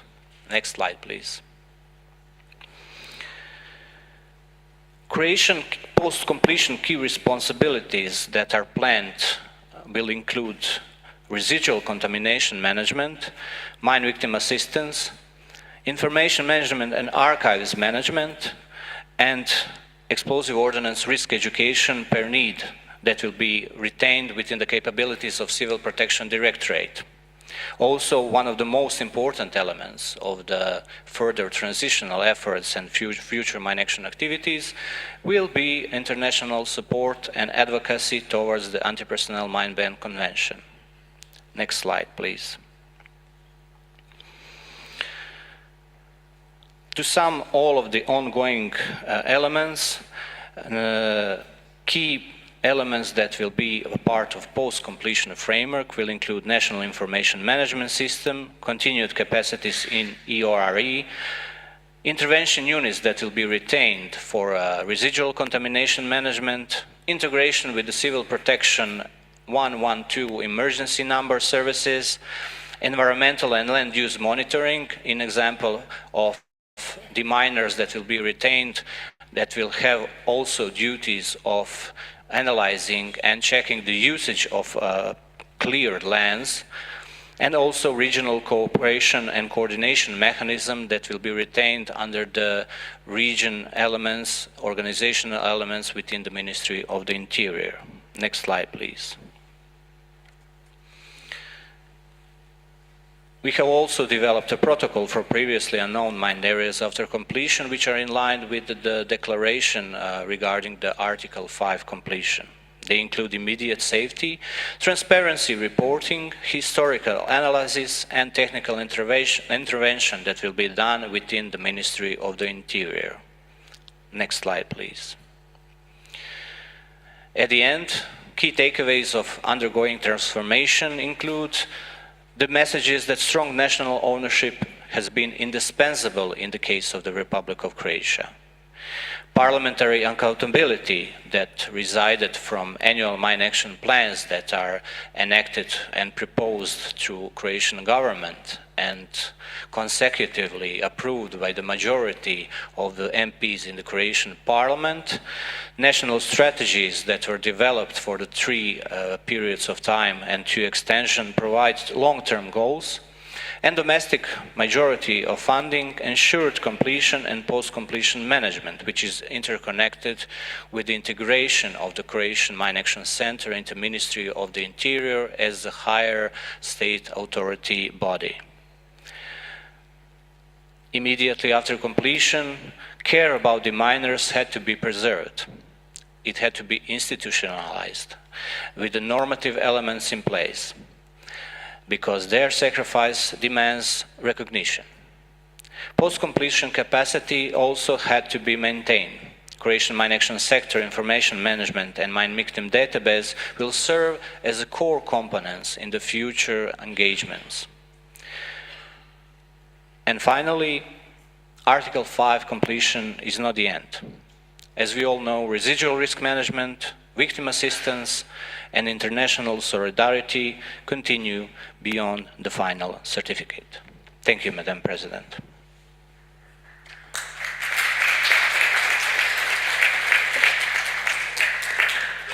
Thank you very much, Diane. I'm sure there are many things that we can learn from Croatia's experience. Congratulations once again, and they hope that the experience gained by Croatia can continue to be shared with other state parties. Let me now turn to Colonel Montenegro. I understand, Colonel, that you have been working on humanitarian demining operations in Nicaragua since Nicaragua was implementing its Article 5 obligations, and even before it declared completion in 2010. It is great to have this institutional memory and expertise. In this regard, we are grateful that you could join us, and I welcome you sharing Nicaragua's experience and its current experience with residual contamination and how Nicaragua has structured itself to respond to this threat. Sir, you have the floor. Gracias, señora Presidente. Expresamos nuestro saludo a todas las delegaciones participantes en nombre de nuestro pueblo y Gobierno de Reconciliación Nacional de la República de Nicaragua. El día de ahora traemos una exposición para tratar de explicar el conflicto, el postconflicto con la experiencia del desminado humanitario y con la contaminación residual en nuestro territorio nacional. Vamos a tratar de realizar esto en 8 o 10 minutos, si me permiten.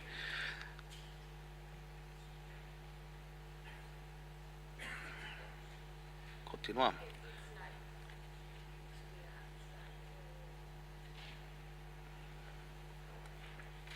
He needs the presentation. Sí, aquí está. Marco jurídico. El Estado de Nicaragua suscribe la Convención de Ottawa el 5 de diciembre de 1997. Se ratificó el 2 de octubre de 1998 a través del Decreto Ejecutivo número 6398, publicado en la Gaceta Diario Oficial número 190 del 9 de octubre de 1998. Esta convención es un instrumento de derecho internacional que prohíbe el desarrollo de la producción, el almacenamiento, la transferencia y empleo de las minas antipersonales. El éxito del programa se debió, entre otras cosas, a que Nicaragua hizo del desminado humanitario una política de Estado, iniciada desde 1989 con el comandante Daniel Ortega y culminó en el 2010 bajo su segundo mandato, contribuyendo a la seguridad del pueblo nicaragüense y de la región centroamericana. Esta es una imagen del mapa de la República de Nicaragua cuando estaba minada y es el resultado del inicio, de 1989. Teníamos 991 objetivos para desminar y las minas instaladas en registro alrededor de 135.643 minas. Cumpliendo los compromisos Nicaragua sobre la destrucción de las minas antipersonales de Arsenal 1999-2002, realizamos la destrucción de 133.435 minas que fueron encontradas en almacén, cumpliendo su destrucción al 100%. Concluyendo el Programa Nacional de Desminado Humanitario 1989-2010, Nicaragua desminó los objetivos siguientes: minas destruidas, 179.970, campos desminados, 1.029, incluye 44.239 minas que estaban fuera de registro inicial, áreas despejadas en peligro, 11.923.329 metros cuadrados, artefactos explosivos destruidos, 2.034.970. Entre las personas afectadas en este periodo se afectaron 50 oficiales, 1.234 civiles, para un total de 1.284. El presidente de la República de Nicaragua, continuamos. El presidente de la República de Nicaragua, comandante Daniel Ortega Savera, realizó la ceremonia de culminación del proceso de desminado humanitario el 18 de julio del 2010, destruyendo durante el proceso de desminado un total de 179.970 minas, 1.029 objetivos desminados. Continuamos. El presidente Daniel Ortega en su discurso destacó: el tema del desminado no desaparece con el hecho de que aquí alcanzamos las metas.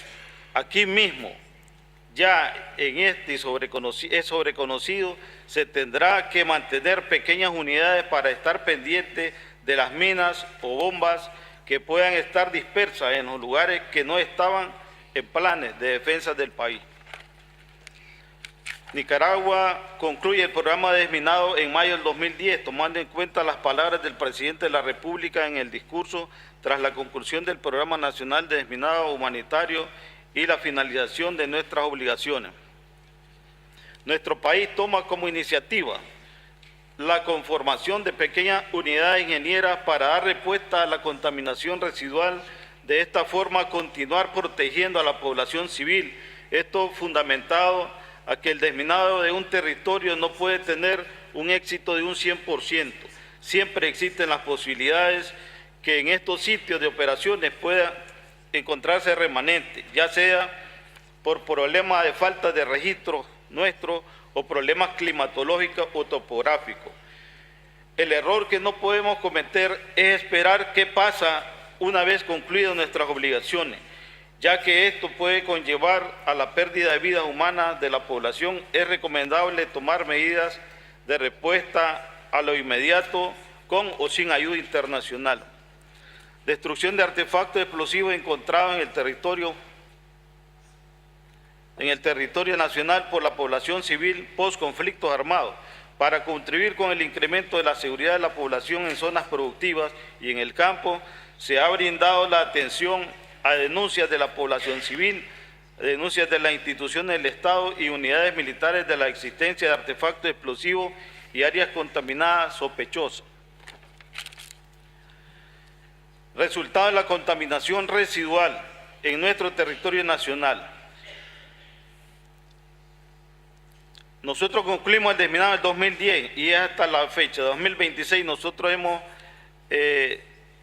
dado respuesta a llamados de 688 llamados a la población civil.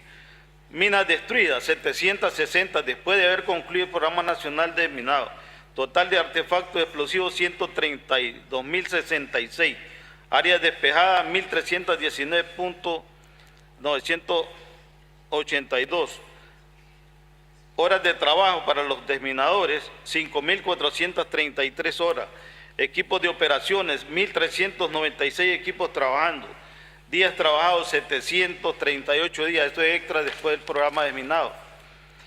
Experiencia de la contaminación residual, incluyendo contaminación encontrándose minas aisladas en las cuales son destruidas conforme a la identificación. Nicaragua desde 1979 al 1990 en todo su territorio se desarrollaron conflictos armados. Una vez concluidos los conflictos se inició el desminado del territorio nacional, concluyendo el programa de desminado humanitario en el 2010. Y es el año 2026 y seguimos encontrando artefactos explosivos en riberas de río, en algunas zonas de cultivo, en regiones montañosas, en zonas sedimentadas por las corrientes de los ríos, en antiguas zonas de los conflictos armados.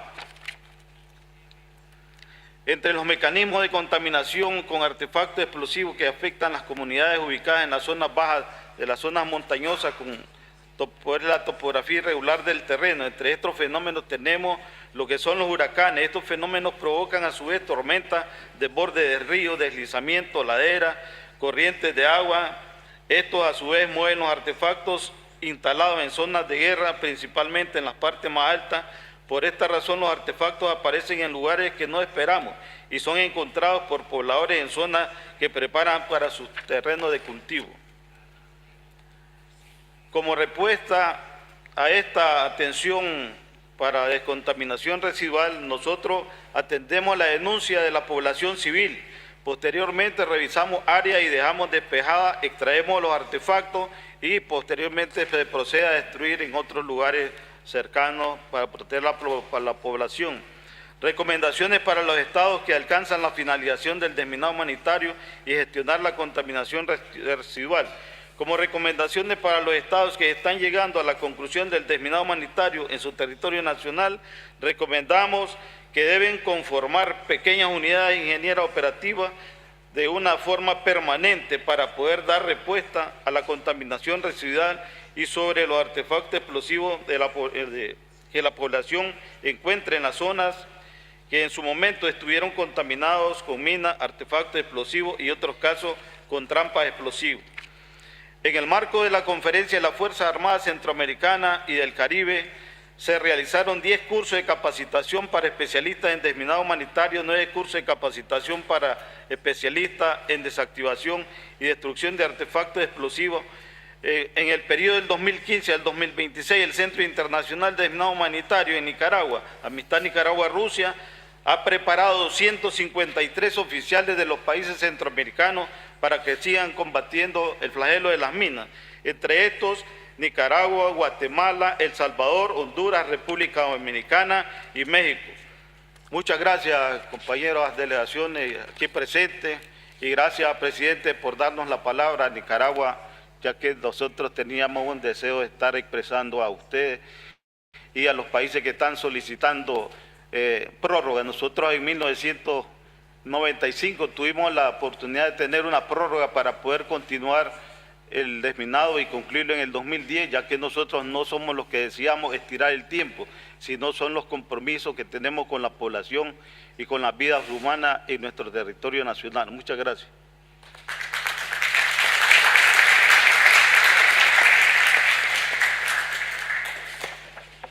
Thank you very much, Colonel. I think this is a clear example of the importance of states recognizing that reporting to states parties that the threat of anti-personnel mines is not the only threat they face when it's come to exploded ordnance. Now it's a pleasure to turn to Burkina Faso. Commander Korogo, your state has recently submitted a request for extension detailing future efforts to build your state's humanitarian demining capacity to address the challenges it's faced. We look forward to learning about your capacity building journey. Commander Korogo, you have the floor.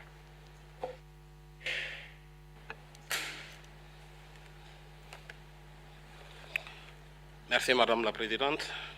Mesdames et Messieurs, distingués participants, avant tout propos, j'aimerais remercier la Présidente pour l'organisation de cette session consacrée au renforcement des capacités nationales durables pour des communautés plus sûres. Cette thématique revêt une importance particulière pour le Burkina Faso, qui fait face depuis plusieurs années à une menace croissante liée aux mines antipersonnelles improvisées et autres engins explosifs. Cette menace affecte la sécurité des populations, entrave l'accès humanitaire, limite les activités économiques et compromet les efforts de développement dans plusieurs régions de notre pays. Face à cette situation, le Burkina Faso a fait le choix stratégique d'investir dans le développement des capacités nationales durables afin d'assurer une réponse adaptée aux réalités et pérenne dans le temps. Je souhaiterais partager notre expérience autour de 5 axes. D'abord, les efforts entrepris, les progrès réalisés, ensuite les défis rencontrés, les leçons apprises et la coopération internationale. Next slide.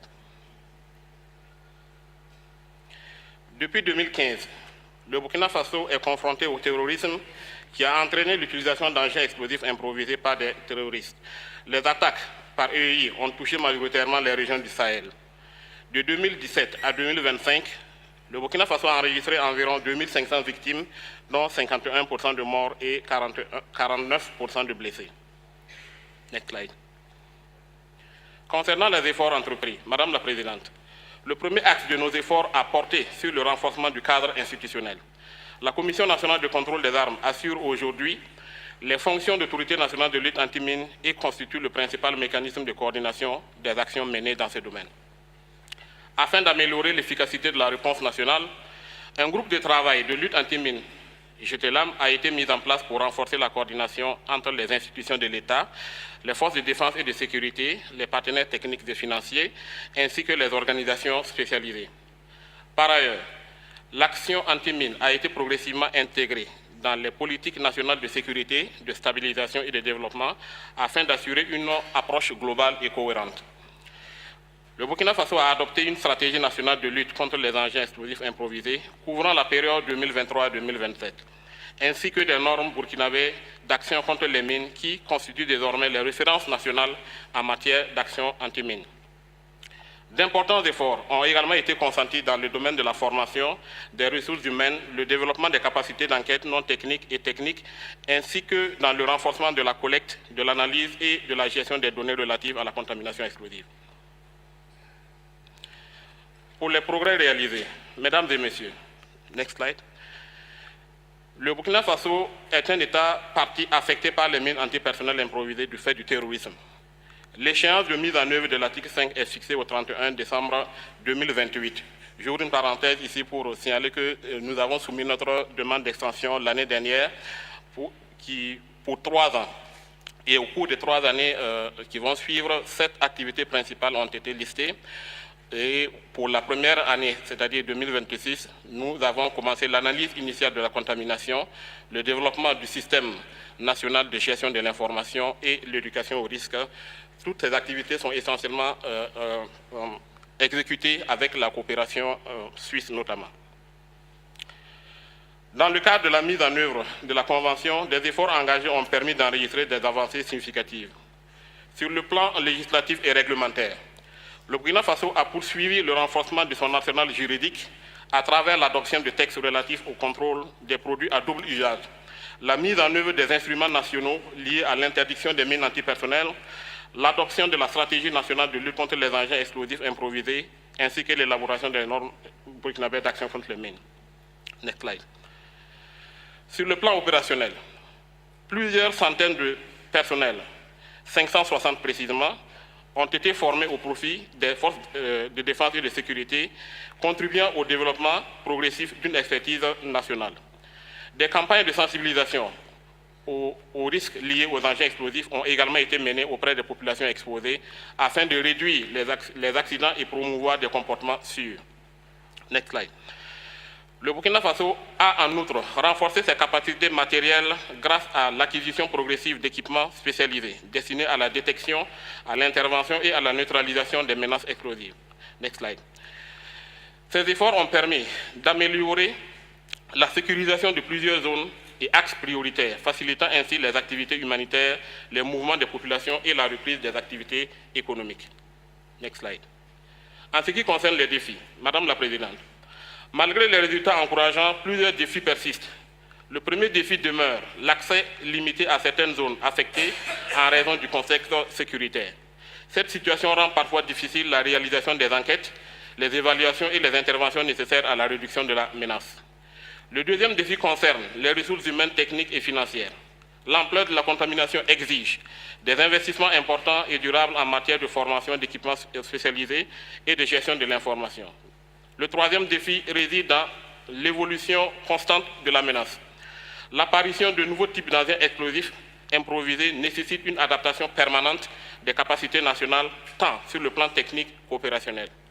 Enfin, le dernier défi concerne l'assistance aux victimes, qui est une priorité majeure afin de garantir leur accès aux soins, à la réadaptation physique, au soutien psychosocial et à la réinsertion socio-économique. Next slide.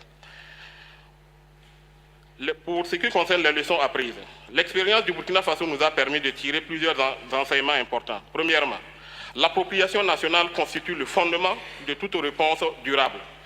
Les capacités développées doivent être intégrées aux structures nationales afin de garantir leur pérennité. Deuxièmement, la coordination multisectorielle est essentielle. La complémentarité entre les institutions publiques, les forces de sécurité, les partenaires internationaux et les organisations de la société civile renforce considérablement l'efficacité des interventions. Troisièmement, les partenariats durables jouent un rôle déterminant dans le transfert de compétences, le renforcement des capacités et l'accès aux technologies adaptées. Enfin, l'implication des communautés demeure un facteur clé de succès. Les populations affectées constituent souvent la première source d'information pour l'identification des zones dangereuses et sont des acteurs essentiels des activités de réduction des risques. Next slide. Pour l'appel à la coopération internationale, Madame la Présidente, au regard des défis auxquels les États affectés sont confrontés, le Burkina Faso demeure convaincu que le renforcement des capacités nationales doit s'appuyer sur une coopération internationale renforcée et durable. À cet égard, nous encourageons la poursuite des efforts visant à soutenir le développement des capacités nationales de lutte contre les engins explosifs, renforcer les systèmes nationaux de gestion de l'information et d'analyse des données, promouvoir le partage d'expériences et de bonnes pratiques entre États parties, notamment avec ceux ayant achevé avec succès leurs obligations au titre de l'article 5. Accroître le soutien au programme d'assistance aux victimes, favoriser les mécanismes de coopération régionale permettant de répondre plus efficacement aux défis communs liés aux engins explosifs. Le Burkina Faso réaffirme sa disponibilité à partager son expérience et à contribuer aux efforts collectifs visant à renforcer la sécurité des populations et la résilience des communautés affectées. Next slide. En conclusion, Madame la Présidente, le Burkina Faso reste fermement engagé dans la mise en œuvre de la Convention sur l'interdiction des mines antipersonnelles et dans la réalisation des objectifs du plan d'action de CIMRUP encore. Nous demeurons convaincus que des capacités nationales solides, soutenues par des partenariats durables et une coopération internationale efficace, constituent la meilleure garantie pour construire des communautés plus sûres et un avenir exempt de la menace des mines et autres engins explosifs. Renforcer les capacités nationales aujourd'hui, c'est protéger les communautés de demain. Je vous remercie de votre aimable attention.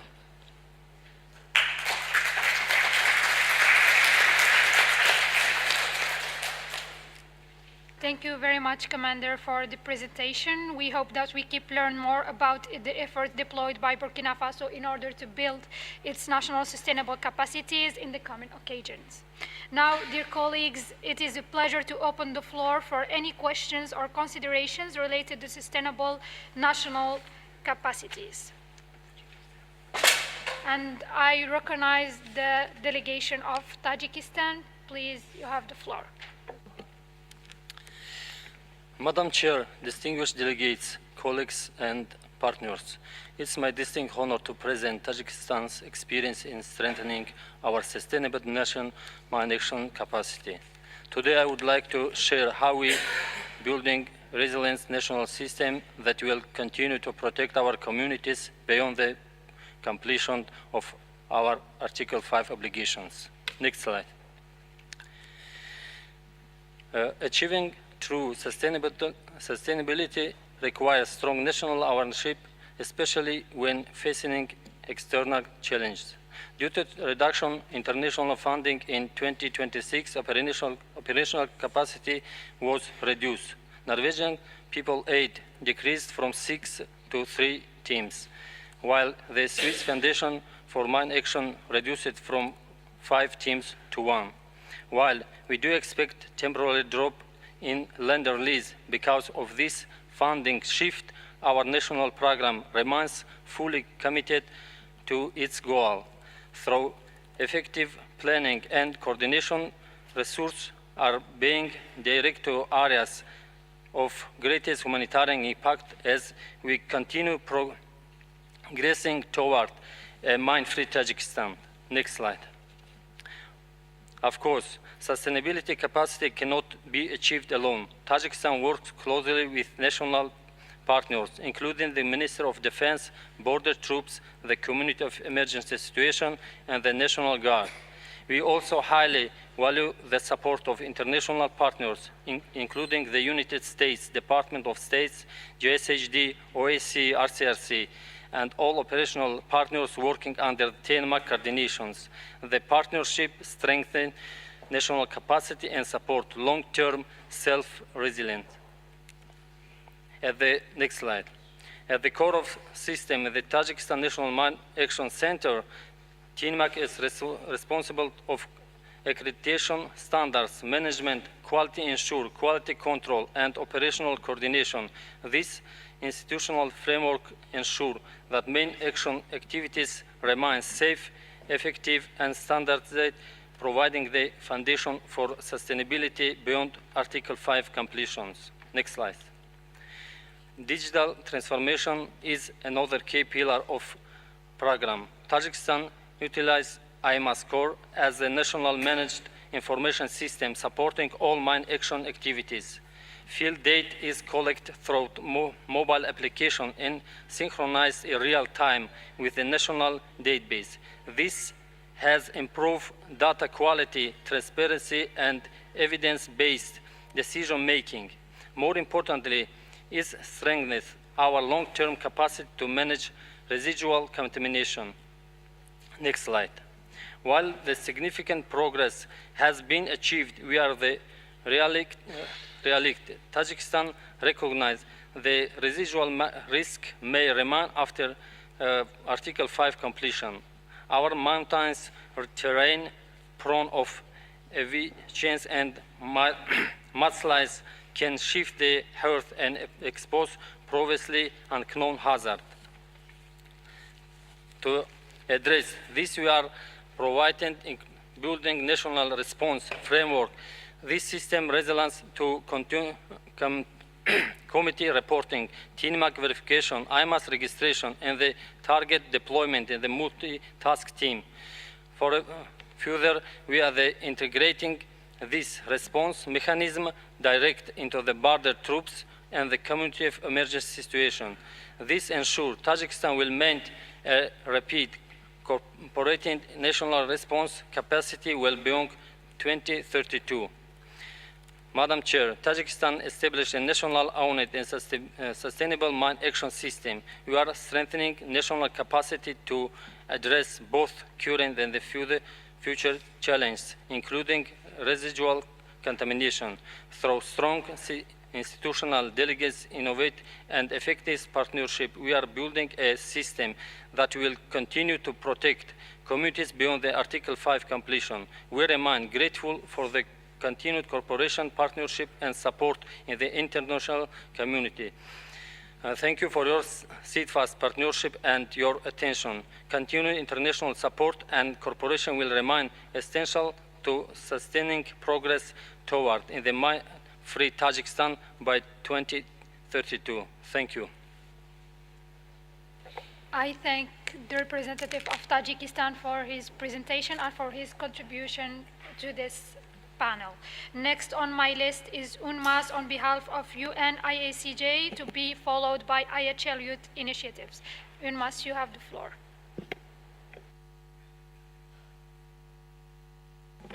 It's actually my colleague from UNDP who is going to deliver the statement on our behalf, on behalf of the UN group. Thank you. Thank you very much. Madam President, Excellencies, distinguished delegates, this statement is delivered on behalf of the United Nations Interagency Coordination Group on Mine Action. Action 21 of the Siem Reap Anchor Action Plan highlights a critical reality. Completion does not mean zero risk. Even after a state's party has completed its clearance obligations, newly discovered or previously unknown mined areas will continue to emerge. Sustainable national capacity to manage residual contamination is therefore not optional. It is essential for long-term safety. Allow me to highlight 6 lessons from our experience to operationalize Action 21 and to ensure that people remain protected after completion. First, states parties need permanent national frameworks capable of responding to new discoveries.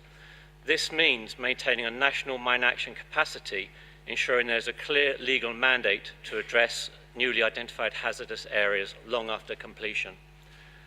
Second, national systems should include trained, accredited rapid response teams.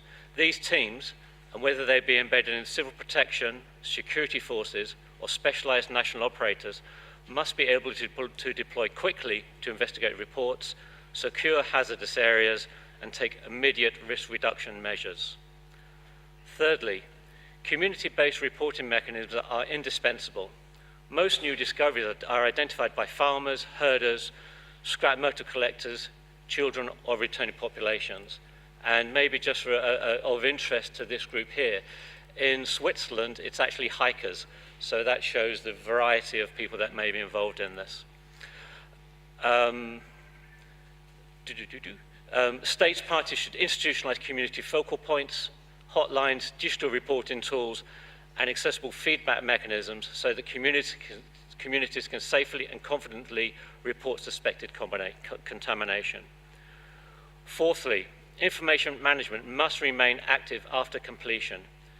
Maintaining a national database, updating hazard maps, and integrating mine action data into local government systems ensures that new reports are verified, tracked, and acted upon without delay, and of course provide vital information for future developments.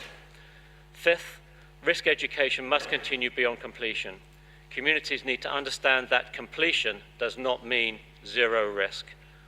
Sustained targeted risk education, especially for higher risk groups, is essential to prevent accidents when new hazards are discovered. Sixth, sustainable capacity must include referral pathways and local response capability. When new contamination is found, communities must know how to respond, who to contact, how to access emergency medical care, rehabilitation, and support services. This is vital for reducing the human impact of any incident and those response services to be sustained. Finally, the United Nations encourages states to start their consideration of entering the residual contamination management phase of their program at the earliest opportunity. As experience has proven, and as has just been demonstrated by Tajikistan, hard-won victories can be easily lost. Madam President, completion is not the end of the task, it's not the end of the risk. Action 21 recognises that long-term safety depends on the ability of states to manage new discoveries quickly, safely, and independently. This requires sustained investment in national institution, capacity, engagement with the community, information management systems, possibly for decades. The United Nations stands ready to support all states, parties in building and maintaining these frameworks and capacities so that the progress achieved under the conventions continues to protect communities for generations to come. I thank you for your time and hand the floor back. I thank the representative of UNDP on his intervention on behalf of UNIECJ. Next on my list is IHL Youth Initiative. You have the floor. Thank you, Madam Chair. The IHLYI welcomes this discussion on strengthening sustainable national capacities for mine action and would like to thank the panelists for their valuable contributions. We believe that the successful implementation of Article 5 should not be measured solely by the number of areas cleared, but also by the ability of states to maintain sustainable national systems capable of responding to residual contamination and newly discovered hazardous areas after completion of their obligations. In this regard, we welcome the emphasis placed by the Siem Reap Anchor Action Plan on building long-term national capacities in survey, clearance, mine risk education, and victim assistance, as well as developing effective mechanisms to address newly identified contaminated areas. Based on our work with communities affected by armed conflicts, we have observed that local communities and young people are essential partners in sustaining mine action efforts. In many contexts, community members are the first to identify new risks or report suspicious objects, making investment in community awareness and local capacity building critical to preserving achievements and preventing future harm. Our experience through the Climate in Conflict Sudan project and other capacity building initiatives implemented by HLYI with support from the Youth Empowerment Fund, EU International Partnerships, and the IFRC, and in collaboration with the Big Six Youth Organization, has demonstrated that young people can play a meaningful role in promoting mine risk education, strengthening safety awareness within affected communities, and supporting community-based information gathering that contributes to humanitarian response efforts. These initiatives have also highlighted the value of peer-to-peer learning among youth from conflict-affected regions. During our training programs, Ms. Malakeh Al-Halabi from Lebanon shared her experience in mine risk education and community engagement with population affected by landmines and explosive remnants of war. She exchanged practical lessons learned from awareness activities conducted in affected communities and displacement settings. Similarly, Ms. Maya Fifi from Gaza shared her experience working with children and youth affected by explosive remnants of war and discussed the challenges faced by communities living amidst ongoing contamination. She also provided practical insights and ideas on conducting community-based awareness activities in conflict-affected environments. We believe that this exchange of experience between young people living in different conflict settings contributes to knowledge transfer, strengthens local capacities, and enhance the sustainability of mine risk education and prevention efforts. Therefore, we emphasize the importance of integrating youth-led organizations, and civil society actors into national mine action strategies, not only during implementation phases, but also in post-completion planning and response mechanisms to ensure sustainable national capacities and strengthen community resilience against future risks. Finally, we encourage greater international cooperation and the exchange of lessons learned and best practices among state parties in order to preserve achievements, address residual risks, and ensure that communities remain protected from the long-term impact of landmine and explosive remnants of war. I thank you. I thank the representative of IHL Youth Initiative for its intervention. Now, may I ask any delegation that wish to take the floor to raise their nameplates?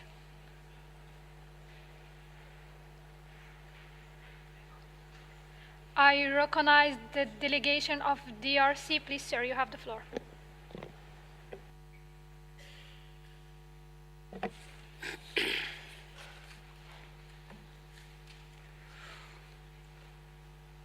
Présentation du plan du travail actualisé 2026-2028 de la République démocratique du Congo pour la mise en œuvre de l'article 5 de la Convention. Merci beaucoup, Madame la Présidente, Mesdames et Messieurs, chers délégués. Au nom de la République démocratique du Congo, je vous remercie de nous accorder cette opportunité pour présenter l'état d'avancement de notre plan du travail actualisé 2026, découlant de la demande de prolongation accordée relative à la mise en œuvre de l'article 5 de la Convention. La RDC demeure pleinement engagée dans la réalisation de ses obligations conventionnelles, malgré un contexte opérationnel et financier particulièrement difficile. Sur le plan plaidoyer, nous poursuivons les démarches visant à la ratification de la Convention d'Oslo. Le dossier est actuellement en cours de traitement au niveau des instances gouvernementales compétentes. Concernant la remise des dispositions des terres, aucune opération de déminage n'a malheureusement pu être réalisée au cours de l'année 2026 en raison de l'absence de financement. À ce jour, la RDC compte 31 zones contaminées par des mines antipersonnelles couvrant une superficie de plus de 307 028,7 m², ainsi que 2 zones contaminées par des restes explosifs de guerre couvrant plus de 28 249,9 m². Par ailleurs, la finalisation de l'enquête non technique dans le territoire de Dungu reste tributaire de la mobilisation des ressources financières adéquates. S'agissant de l'éducation aux risques liés aux engins explosifs, les activités se poursuivent malgré les contraintes. Mais 20 séances de sensibilisation ont été réalisées dans 3 territoires du Nord Kivu, permettant de toucher 1764 bénéficiaires, dont les femmes, les hommes, les filles et les garçons. Tous les détails, vous avez dans les diaspos. En matière d'assistance aux victimes, notre base de données renseigne actuellement, nous avons 3205 victimes. Malheureusement, le manque de financement limite considérablement notre capacité à répondre aux besoins des survivants et de leurs familles. Et sur le plan institutionnel, nous avons procédé à la révision de la norme nationale de lutte anti-mine ainsi qu'à l'actualisation de notre plan de travail pluriannuel afin de les aligner sur les orientations du plan d'action de Siem Reap. Mesdames et Messieurs, les défis auxquels nous faisons face sont principalement liés à l'insuffisance des ressources financières et à la diminution du nombre d'opérateurs internationaux capables de mobiliser le financement pour les activités de la lutte anti-mine.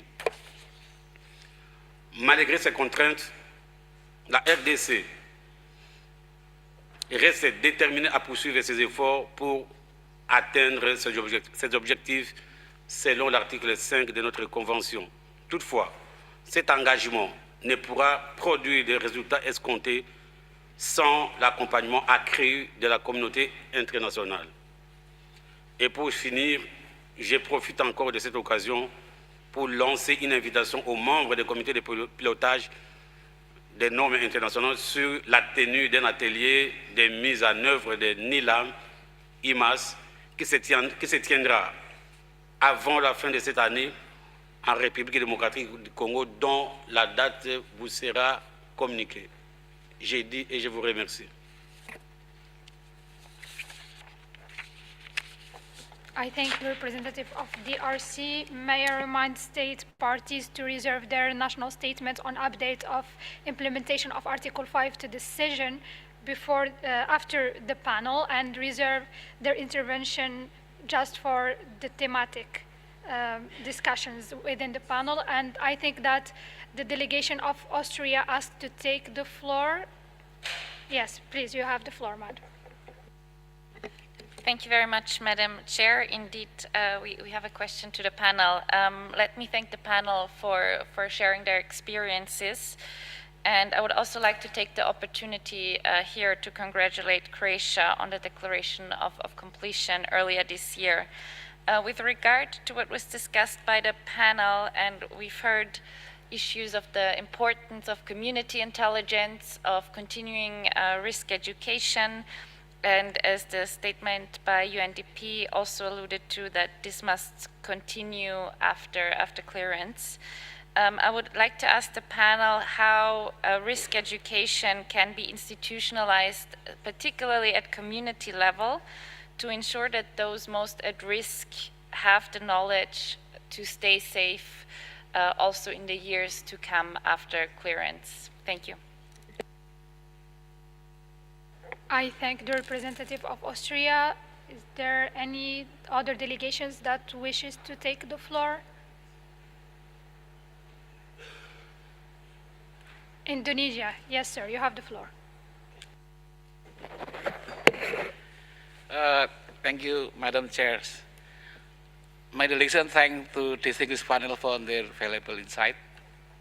The discussion has reaffirmed that Article 5 completion does not mark the end of mine action, but the beginning of long-term responsibility to manage residual contamination and protect communities. The experiences shared today underscore the importance of preserving national capabilities, maintaining effective information management system, promoting community engagement and mine risk education, and ensuring strong national ownership supported by sustained international cooperation. In this regard, my delegation would like to ask the distinguished panel a question. So based on your national experience, what has been the most effective strategy for sustaining national mine action capabilities and institutional knowledge after Article 5 completion, particularly in the face of declining international support and committing national priorities? We believe that the panel's reflection will provide valuable guidance for state parties as they transition from mine clearance to long-term residual risk management. Thank you, Madam Chair. I thank the representative of Indonesia. Are there any other delegation that wishes to take the floor? If it is not the case, then I will turn back to our panelists to answer the questions and for any final remarks. And I will start with Mr. Dayan from Croatia. You have the floor, sir. Thank you, Madam President. With regards to the question from the representative of Austria, thank you once again for your congratulation message.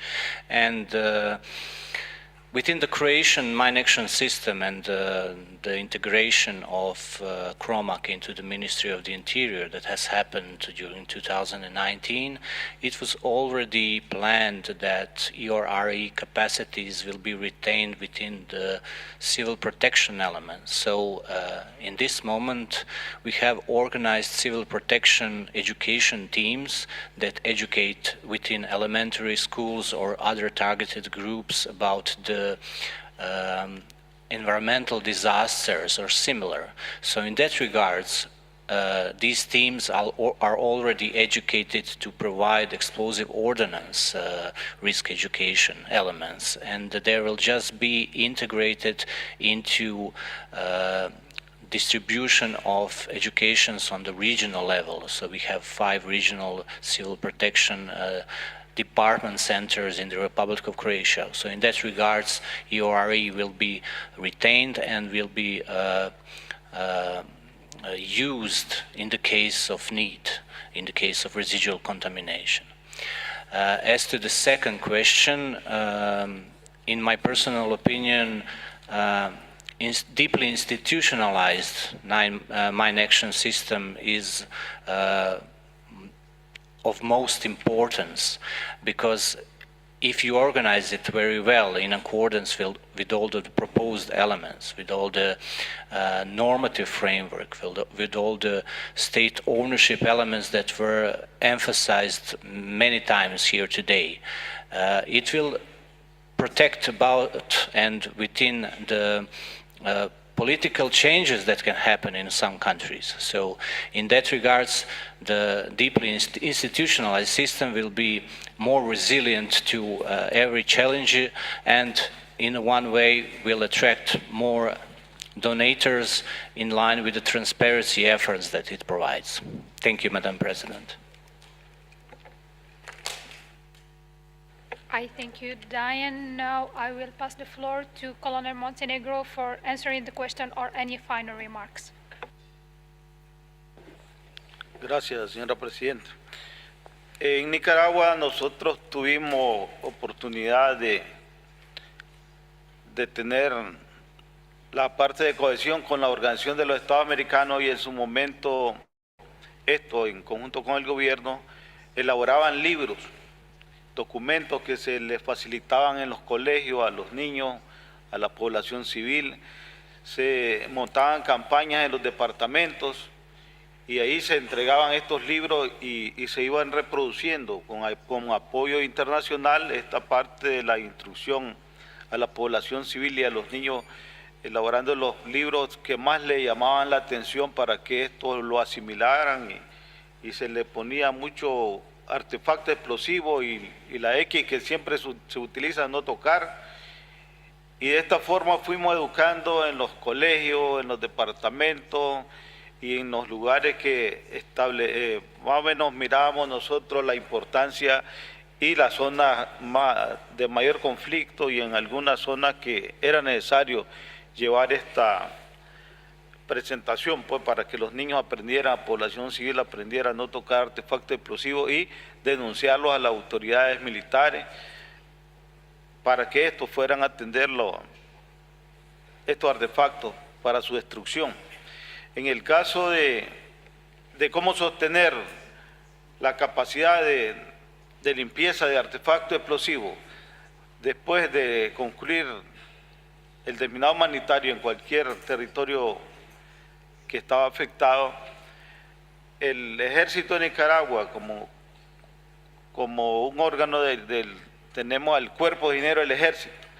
Esta estructura está establecida en el Ejército, y para atender las diferentes llamados de la población llama a las unidades que están más cercanas, a las instituciones del Estado que están más cercanas. Esto la elevan a la estructura superior del Ejército, y la estructura superior del Ejército emana un oficio al Cuerpo de Ingenieros del Ejército para que éste, con su grupo operativo, con su estructura, realice la atención a lo inmediato antes que vaya a ocurrir un accidente. Estos artefactos nosotros los encontramos en cualquier parte del territorio nacional, ya que nuestro territorio fue zona de conflicto de 1979 hasta el 2010, cuando ya se estableció las conversaciones de paz con la CIA y la Junta Interamericana de Defensa y otros organismos que nos apoyaron en llegar a lograr la paz. Entonces el Ejército, con su financiamiento, con su estructura, realiza estos trabajos, y no es parte, como dicen, no es una carga del Estado, pues esta atención al personal civil es una iniciativa nuestra como ejército y como especialistas, conocedores del peligro que pueden emanar todos estos artefactos explosivos. No permitimos mucho tiempo para atender estos artefactos y evitar que la población civil siga y continúe teniendo accidentes por estos artefactos explosivos. Muchas gracias, señor presidente. I thank you, Colonel Montenegro, for your answers and for your final remarks. Now I will pass the floor to Commander Corogo for any answers and for final remarks. Merci, Madame la Présidente. Pour ce qui me concerne, je vais plus ou moins combiner les deux questions pour répondre en même temps. D'abord, il faut savoir que le cas du Burkina Faso est légèrement différent parce que nous n'avons jamais connu de conflit conventionnel dans notre pays. Donc nous faisons essentiellement face à des mines antipersonnelles posées par des terroristes dans le cadre d'un conflit asymétrique. Ce qui veut dire que la menace est permanente partout dans le pays et nous, à notre niveau, en tant que Commission nationale, nous sommes organisés de manière à assurer des formations continues au niveau d'abord des institutions, au niveau des autorités et en descendant jusqu'au niveau communautaire. Au niveau des communautés, nous faisons passer des messages très sûrs sur comment se comporter une fois que leur zone ou leur localité est déclarée contaminée par les engins explosifs improvisés. Également, nous faisons passer permanemment des spots, des messages au niveau des radios communautaires pour apprendre continuellement aux populations comment se comporter et comment détecter ou en tout cas identifier la présence d'engins explosifs improvisés sur leur chemin ou dans leur localité. Au niveau institutionnel, la Commission nationale est structurée de sorte à ce qu'il y ait des relais partout jusqu'au niveau régional. Dans chaque région, le gouverneur de la région est personnellement le leader de la lutte anti-mine dans sa zone. Et les informations nous parvenant à partir de leur organisation locale nous permettent de réajuster notre réponse au niveau local, réadapter la politique de sensibilisation à leur niveau et aussi apporter toute aide adaptée à leurs besoins. Voilà ce que je peux dire par rapport à notre cas. Merci. Thank you, Commander Korogo. I thank the panelists for their insights and to all of you for your contributions. I would now wrap up the panel and continue with our next session. So I would invite my committee member to come to the stage, and I would ask all of us to thank the panelists with a round of applause. Thank you very much.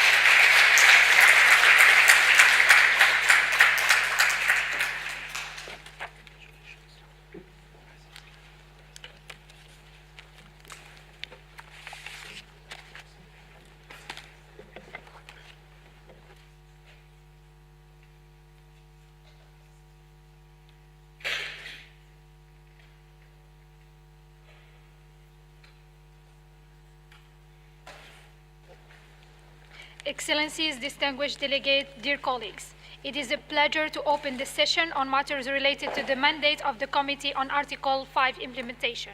Algeria has the pleasure to chair and work together with Bulgaria, the focal point for minor risk education, Burkina Faso, and Norway, the gender focal point. I would like to thank them for their support and for the collaboration since the 22nd meeting of state parties. As the speakers mentioned during the panel on Monday, this is an important time for the convention, an important moment to redouble our efforts in the implementation of the CMRIP Anchor Action Plan 2025-2029. The action plan highlights that while considerable progress has been achieved in identifying and addressing mined areas, state parties have recognized that accelerating the implementation of Article 5, including through the application of evidence-based land release, methodologies, and improved planning, prioritization, and resource mobilization provide the greatest contribution to reducing human suffering and for protecting people from the risk posed by anti-personnel mines. One of the committee's mandates is to review information provided by state parties on the implementation of their commitment under Article 5 and to develop preliminary observation. These are working documents. We want to receive your national feedback on these documents in order to ensure that we capture the status of implementation in your state as accurately as possible. The activities of the committees has been included in our preliminary observations for your information, so I will not go through them in any detail. We welcome the wealth of information submitted by the state parties in their Article 7 reports. On the 31st of May 2026, 24 of the 34 state parties implemented Article 5 submitted reports under Article 7. We were able to draft observations on the information submitted by these state parties and welcome these state these states reviewing their observations in which we have requested additional information in order to properly assess progress in implementation of the Article 5 commitments of the CM RIP Anchor Action Plan by state parties. Likewise, we encourage the 10 state parties that have not submitted an Article 7 report as of 31st May to do so as soon as possible in order for the committee to have the opportunity to engage with the report. Finally, we appeal to the 4 states parties that have not submitted reports in 2 or more years to correct the situation as soon as possible. Reporting is an obligation, and while every state must fulfill their obligation, it is even more urgent when it's come to states with outstanding commitment under Article 5. We will be engaging the President of the Convention in this regard. We want to hear about the progress in implementing the mine clearance and mine risk education and reduction commitments. In carrying our mandate, the committee had the opportunity to engage with a number of states parties in the process of implementing Article 5.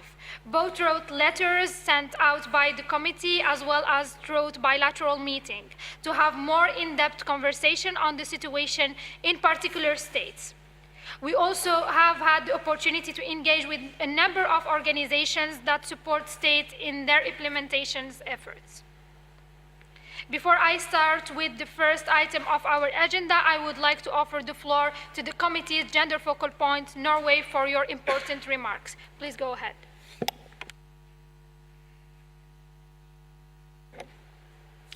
Thank you, Serene, very much.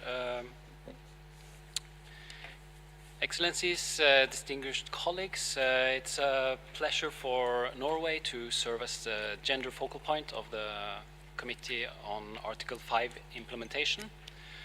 First, I want to recall the 5th review conference where states parties reaffirmed that integrating gender and the diverse needs of people in mine-affected country, that this is not only a technical requirement but a policy priority. It goes to the heart of how we make mine action more relevant, accountable, and effective for the people it is meant to protect. This has been a long-standing priority for Norway. We work to strengthen this focus during our presidency of the fourth review conference, and we were pleased to see that Cambodia carried this effort forward. Norway remains committed as gender focal point to advancing this work in a practical way. The CM RIP Anchor Action Plan is clear. Gender and diversity must be integrated into survey, clearance, and mine risk education and reduction. In particular, the action plan calls for national work plans that take into account gender, age, disability, and the diverse needs and experiences of affected communities, including survivors. Survey and clearance should be prioritized according to nationally driven humanitarian and development criteria that reflect these considerations. Extension requests should demonstrate how gender, age, disability, and diverse needs are incorporated into planning and implementation. Mine risk education and reduction programs should be sensitive to gender, age, disability, and community diversity. And lastly, that reporting on mine risk education progress should be done in a manner disaggregated by gender, age, disability, and other relevant factor. In 2026, the committee observed encouraging progress and examples of states beginning to translate these commitments into practice. 23 states parties reported on beneficiaries of mine risk education using disaggregated data by gender, age, disability, and other relevant factors. 16 states parties reported national work plans and strategies that integrate gender, age, disability considerations, and the diverse needs and experiences of people. 15 states parties reported national work plans and strategies developed through inclusive consultation with stakeholders. We also welcome the information provided by states concerning their efforts to ensure that gender and diversity are considered in their mine action efforts, including in establishing non-technical survey teams. What we want to underline is that this matters in very practical terms. Women, men, girls and boys, persons with disabilities, survivors and displaced communities may face different risks, have different information channels, and use land and infrastructure in different ways. If these differences are not reflected in planning, survey, clearance and risk education programs on mine action, may miss the people most at risk, set the wrong priorities, or fail to provide for targeted support for safe return, livelihoods and access to services. Gender and diversity sensitive implementation is not about adding a separate layer of reporting. It helps states make better operational and policy choices on, for example, where to clear first, how to design risk education that reaches different groups, how to consult communities meaningfully, and how to ensure that mine action contributes to broader humanitarian development and protection priorities. As we enter the second year of implementation of the Siem Reap Anchor Action Plan, we encourage all states parties implementing Article 5 to continue updating on how gender and diversity considerations are being incorporated into their efforts. This is not only essential for effective and efficient implementation, but also to ensure that mine action has real impacts, supports affected communities in practice, and follows a do-no-harm approach. We look forward to continuing to support the integration of gender and diversity in the committee's work, as we are engaging with states parties on how these commitments can be put into practice in a clear, useful and realistic way. I thank you. Thank you, Christian, and thank you very much to Norway for taking up the role of gender focal point on the committee. Now I would like to offer the floor to the committee's mine risk education focal point, Bulgaria, for some short remarks. Nicholas, you have the floor. Thank you, Madam Chair. Thank you, Serene. Mindful of the time, I'll try to keep it short. Excellencies, distinguished colleagues, it's an honor for Bulgaria to take up this position as focal point for mine risk education and reduction. The importance of mine risk education and reduction efforts cannot be overstated, ensuring that it is context-specific and appropriate, considers the type of contamination in the diverse needs of people in mine-affected communities. We were grateful to hear from many of you in your reports about your efforts in this regard. Nearly all states that submitted reports provided information on mine risk education activities. The majority of states provided information on all of the actions of the Siem Reap Anchor Action Plan related to mine risk education. Nonetheless, there is always room for us to improve. We want to reiterate the importance of reporting on all actions in the Siem Reap Anchor Action Plan, including on our efforts to integrate mine education and reduction programs within wider national plans, that is Action 26, reduce risk-taking behavior and increase knowledge and awareness, that is Action also 26, establish evidence-based priority setting mechanism, Action 27, establish sustainable national capacities in place to deliver mine risk education and reduction programs according to Action 28. As the Chair indicated, and as focal point for mine risk education on the committee, our hope this year is to work with all of you to gather as much information as possible on the implementation by states on all the actions of the Siem Reap Anchor Action Plan and on challenges faced. Furthermore, as focal point for mine risk education, I would appreciate your reviews on the observations drafted by the committee. In some areas, including on mine risk education, we have requested additional information. As a community, we need to share information. We need to ensure that our Article 7 reports continue to serve the important purpose of sharing information on implementation, including our methodology and results. We would also encourage states that have not submitted their reports to date to do so as soon as possible and to ensure that they include detailed information on mine risk education and reduction efforts.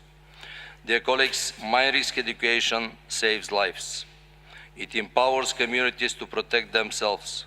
As we heard during this morning's panel, in many contexts, and even after declaring completion of a state's Article 5 obligations, mine risk education activities must continue. We look forward to hearing from you during this session. I thank you once again, and back to you, Chair. Thank you, Nicholas, and thank you to Bulgaria for taking up this role of mine risk education focal point on the committee. Finally, we look forward to engaging mine-affected state parties on the margin of these intersessional meetings. We remain available to engage in an inclusive manner with all relevant stakeholders. Now let me open the floor to delegations that wish to take the floor on this topic, starting with mine-affected state parties. Allow me to recall that your intervention should be no longer than 5 minutes. And first in my list is Sri Lanka. You have the floor. So, good afternoon, everybody. Madam Chair, distinguished delegates, ladies and gentlemen. So, I am Engineer Kumdula, National Director, National Mine Action Center, Sri Lanka.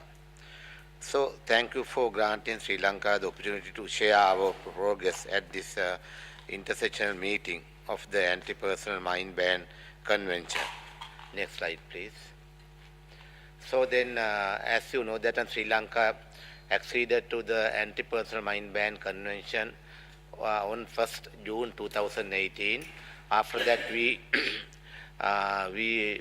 fulfill many articles. So under Article 4, we destroy all our stock file. So under Article 5, we are removing, we are tracing and removing and destroying the personal explosive ordnance. So then in addition to that one, under Article 7, we are maintaining the record and transparent reporting. So next slide, please. So then, so in Sri Lanka has 25 districts. Out of 25, 11 districts have been contaminated anti-personal mine. So then total Grama Nildari division, small administrative division, 1,389 Grama Nildari division contaminated. Out of that, 1,119, 79% already cleared. So then, officially we endorsed the clearing, 1,034.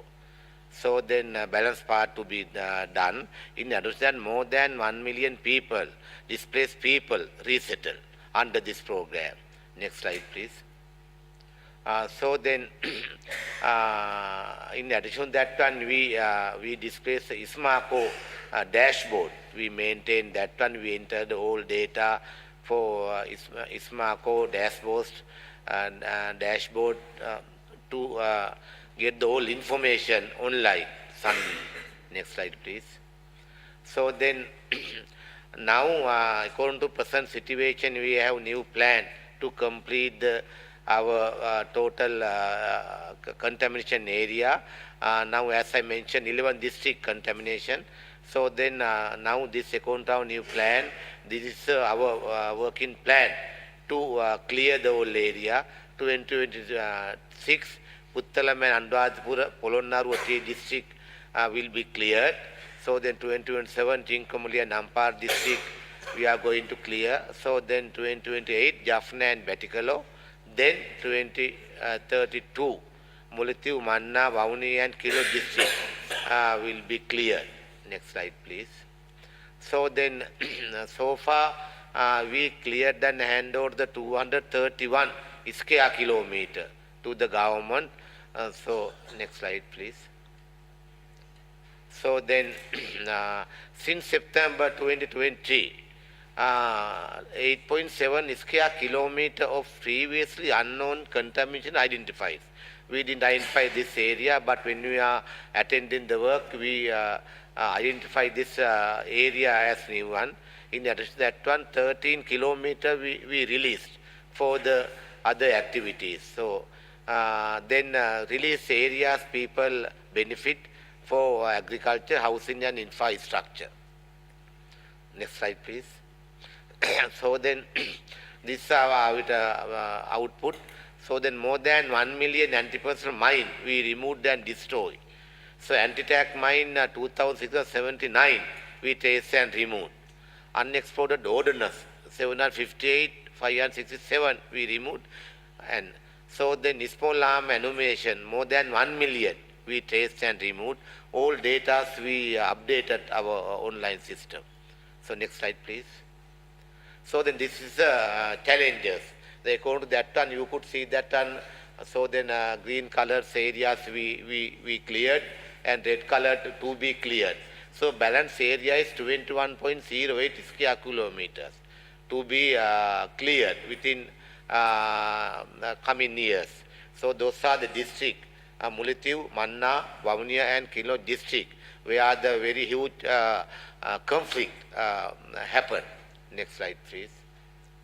So then now, as I mentioned that one, so National Mine Action Center ensure strong national ownership as a national authority. So then completion study the 2025-2027 guides program completion and sustainability. IMSMA core and completion survey enable transparent, evidence-based and planning. Over 230 square kilometer release. 1 million mine destroyed, casualty reduced from, that is the important things, 250 were reported in 2002. Now, just two incidents for 2025. In 2026, so far, no any evidence for any injuries due to the mine. So then I must thank this organization and all supporting other institutions for you save a lot lives and injuries. We must thank as a Sri Lanka. So then that's the balance part. 21.08 square kilometer remains, mainly in complex forest and former conflict area. So then actually we couldn't achieve our target, previous targets, 10-year targets. So then the one main reason is funding reduction now significantly reduced operational capacity and workforce. We had to reduce our workforce due to the minimum funding. Newly identified contamination affected completion planning. Next slide, please. So then long-term capacity and residual risk management. So then management of residual contamination is core strategic objective. So National Mine Action Center will continue as a national coordinating authority. So then, so Sri Lanka, so that's INMAC, National Mine Action Center, will closely work with the Hello Trust, MAC, March and Sharp, and Sri Lanka Army and Sri Lanka Police. So then, to remove this personal mine. So continue risk education, community-based reporting system. We continuously maintain the education visiting among the children and people who are living surrounding that area, how to manage when they found some personal mine. So then now according to our new strategy plan, work plan, completion is project towards 2032, subject to availability of the international and national resources. Next slide, please. So those are the areas we cleared, then people are enjoying for enhancing so livelihood. So then, next slide, please. Yeah, so then those are the area we cleared that one. Next slide. Okay then, thank you very much. Thank you, madam, all of you, for you save you lot.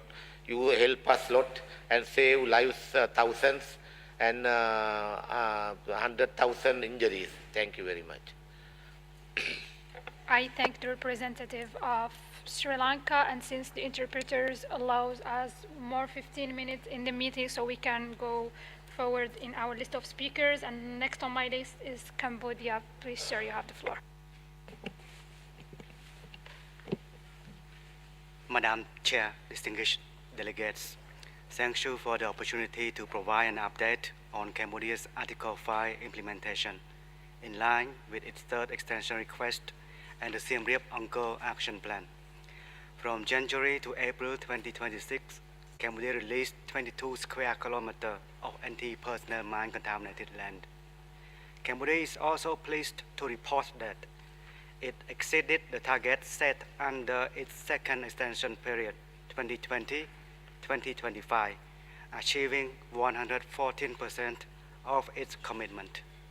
Specifically, Cambodia had released 1,018 square kilometers of anti-personnel mine-contaminated land in that period. From 1992 to April 2026, Cambodia has released 3,598 square kilometers of land contaminated by explosive ordnances, including 2,586 square kilometers of anti-personnel mine-contaminated land. The released land has supported the repatriation and resettlement of refugees, facilitated the safe return of internally displaced persons, and been returned to productive use for agriculture, infrastructure development, and other socio-economic purposes. Cambodia expresses its sincere appreciation to all state parties, the ISU, development partners, private companies, and philanthropists whose partnership and support have made this progress possible. Cambodia's mine action sector is guided by the National Mine Action Policy 2026-2035, adopted in April this year. The policy aims to release all known landmine contaminated areas by 2030, in line with Cambodia's third extension request. As of April this year, Cambodia still needs to address 466 square kilometers of known anti-personnel mine contamination. Cambodia estimates that approximately $130 million will be required to address this remaining known contamination during the current extension period. This figure and estimate do not include any additional contamination that may be identified through ongoing surveys. Despite this clear framework, several challenges remain. First, survey and clearance activities in certain areas along the Cambodia-Thailand border require continued cooperation and coordination between relevant authorities of both countries. Cambodia therefore reiterates the importance of resuming the bilateral mechanism, including Joint Boundary Commission and the General Border Committee. Second, the timely and sufficient availability of financial resources remains essential for implementing the work plan. Funding delays, shortfalls, or shifting priorities should disrupt operations and affect the continuity of survey and clearance activities. Cambodia will continue to strengthen resource mobilization efforts, engage development partners and the private sector, promote predictable multi-year funding, and sustain national contributions. Third, recent border conflicts have resulted in new contamination by cluster munitions and other unexploded ordnances. Addressing these threats is an urgent humanitarian priority and is affecting the availability of resources for anti-personnel mine clearance.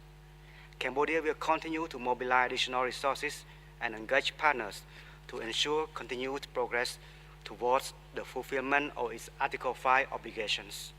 Madam Chair, distinguished delegates, Cambodia will continue its efforts to fulfill its Article 5 obligations, supported by strong national ownership, sustained efforts to address remaining implementation challenges, and continued support from the international community and the private sector. Thank you.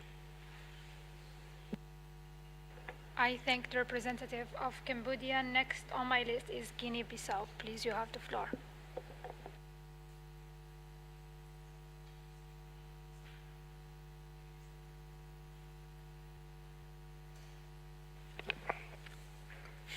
Merci, Madame. Excellences, Mesdames et Messieurs, permettez-moi, au nom de la République de Guinée-Bissau, de remercier Son Excellence Madame la Présidente pour l'opportunité que nous est donnée de prendre la parole dans cette importante réunion. Madame la Présidente, la Guinée-Bissau réaffirme son engagement ferme à mettre pleinement en œuvre les obligations découlant de la Convention, notamment celles prévues à l'article 5.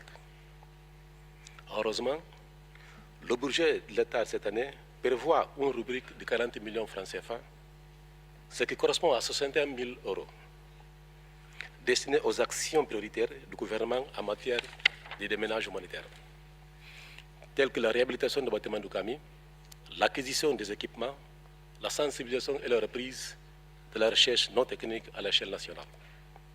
Au cours des 6 derniers mois, la Guinée-Bissau n'a mené aucune activité de ménage humanitaire à raison de retard constaté dans le débloquement des fonds de contrepartie nationale inscrits dans le budget de l'État.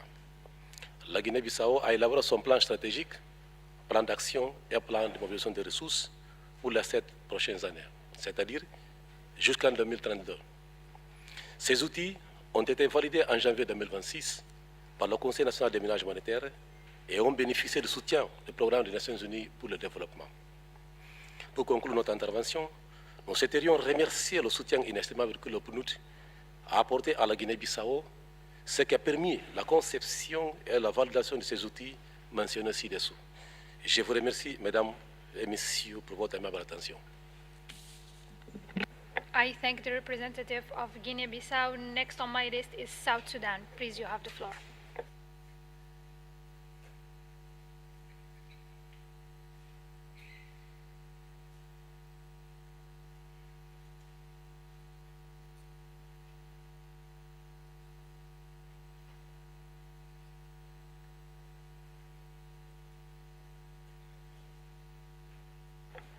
Next on my list is Tajikistan. Please, sir, you have the floor.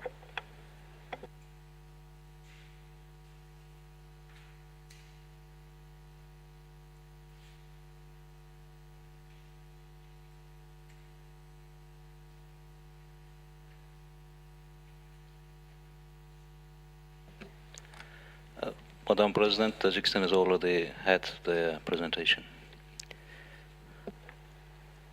Next on my list is Yemen. Please, you have the floor, sir.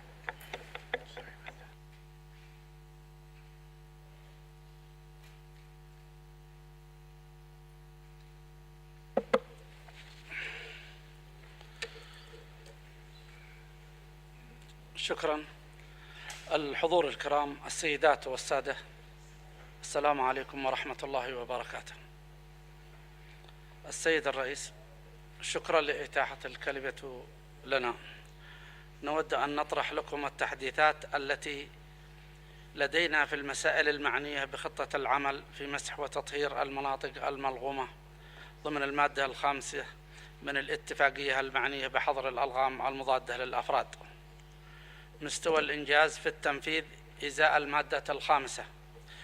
تم الإشارة إلى التحديثات المتعلقة بالتنفيذ ضمن تدابير الشفافية في التقرير المادة السابعة الذي تم رفعه خلال شهر إبريل من هذا العام للعام 2025، وتم تحديد 90 منطقة خطرة في كل من محافظة أبين وعدن ولحج وتعز عبر عمليات المسح الأساسي لليمن. وأيضا يتم العمل عبر خطة الطوارئ عبر عمليات المركز التنفيذي للتعامل مع الألغام والمشروع السعودي مسام لنزع الألغام. كما وتم الإشارة إلى التقدم السابق الذي تم إحرازه بالإضافة إلى مجالات التحسين لزيادة الكفاءة والفاعلية، علما بأنه لا توجد أي تغييرات في الخطة المقدمة، وهذا لكونه ما زالت عمليات المسح الأساسي لليمن جارية حتى هذه اللحظة بهدف تحسين الفهم القائم على الأدلة لمناطق التلوث بالألغام، بما في ذلك الألغام المضادة للأفراد والعبوات الناسفة المبتكرة. وعلى الرغم من التحديات الكبيرة المتعلقة بالوصول الآمن، تم تحديد مناطق جديدة يشتبه في أنها ملوثة ويطبق البرنامج الوطني للتعامل مع الألغام منهجيات إطلاق الأرض القائمة على الأدلة بما يتماشى مع المعايير الدولية للأعمال المتعلقة بالألغام، وذلك بدعم من مسوحات تقنية وغير تقنية محددة. هناك عدة تحديات تواجه اليمن مثل نقص التمويل والظروف الأمنية وتقلبات المناخ، ولكن بالرغم من هذه التحديات سوف يتم تحديد خطط العمل أو تحديد خطط العمل ومواصلة الأعمال المتعلقة بالألغام في حالات الطوارئ والتدخلات في مجال الإجراءات المتعلقة بالألغام من قبل البرنامج الوطني للتعامل مع الألغام، بالإضافة إلى التواصل وإبداء التحديثات مع اللجنة المعنية للمادة الخامسة في هذا السياق. أن فترة التمديد الحالية هي حتى شهر مارس من العام 2028، وكما تم الإشارة إليه فإنه لا تزال عمليات المسوحات الأساسية لليمن في حالة الاستمرار كركيزة أساسية، ومن هنا نود التنويه إلى أنه سوف يتم تقديم طلب تمديد في شهر مارس عام 2027 لفترة إضافية إزاء تمديد التزامات بلادي تجاه المادة الخامسة من الاتفاقية.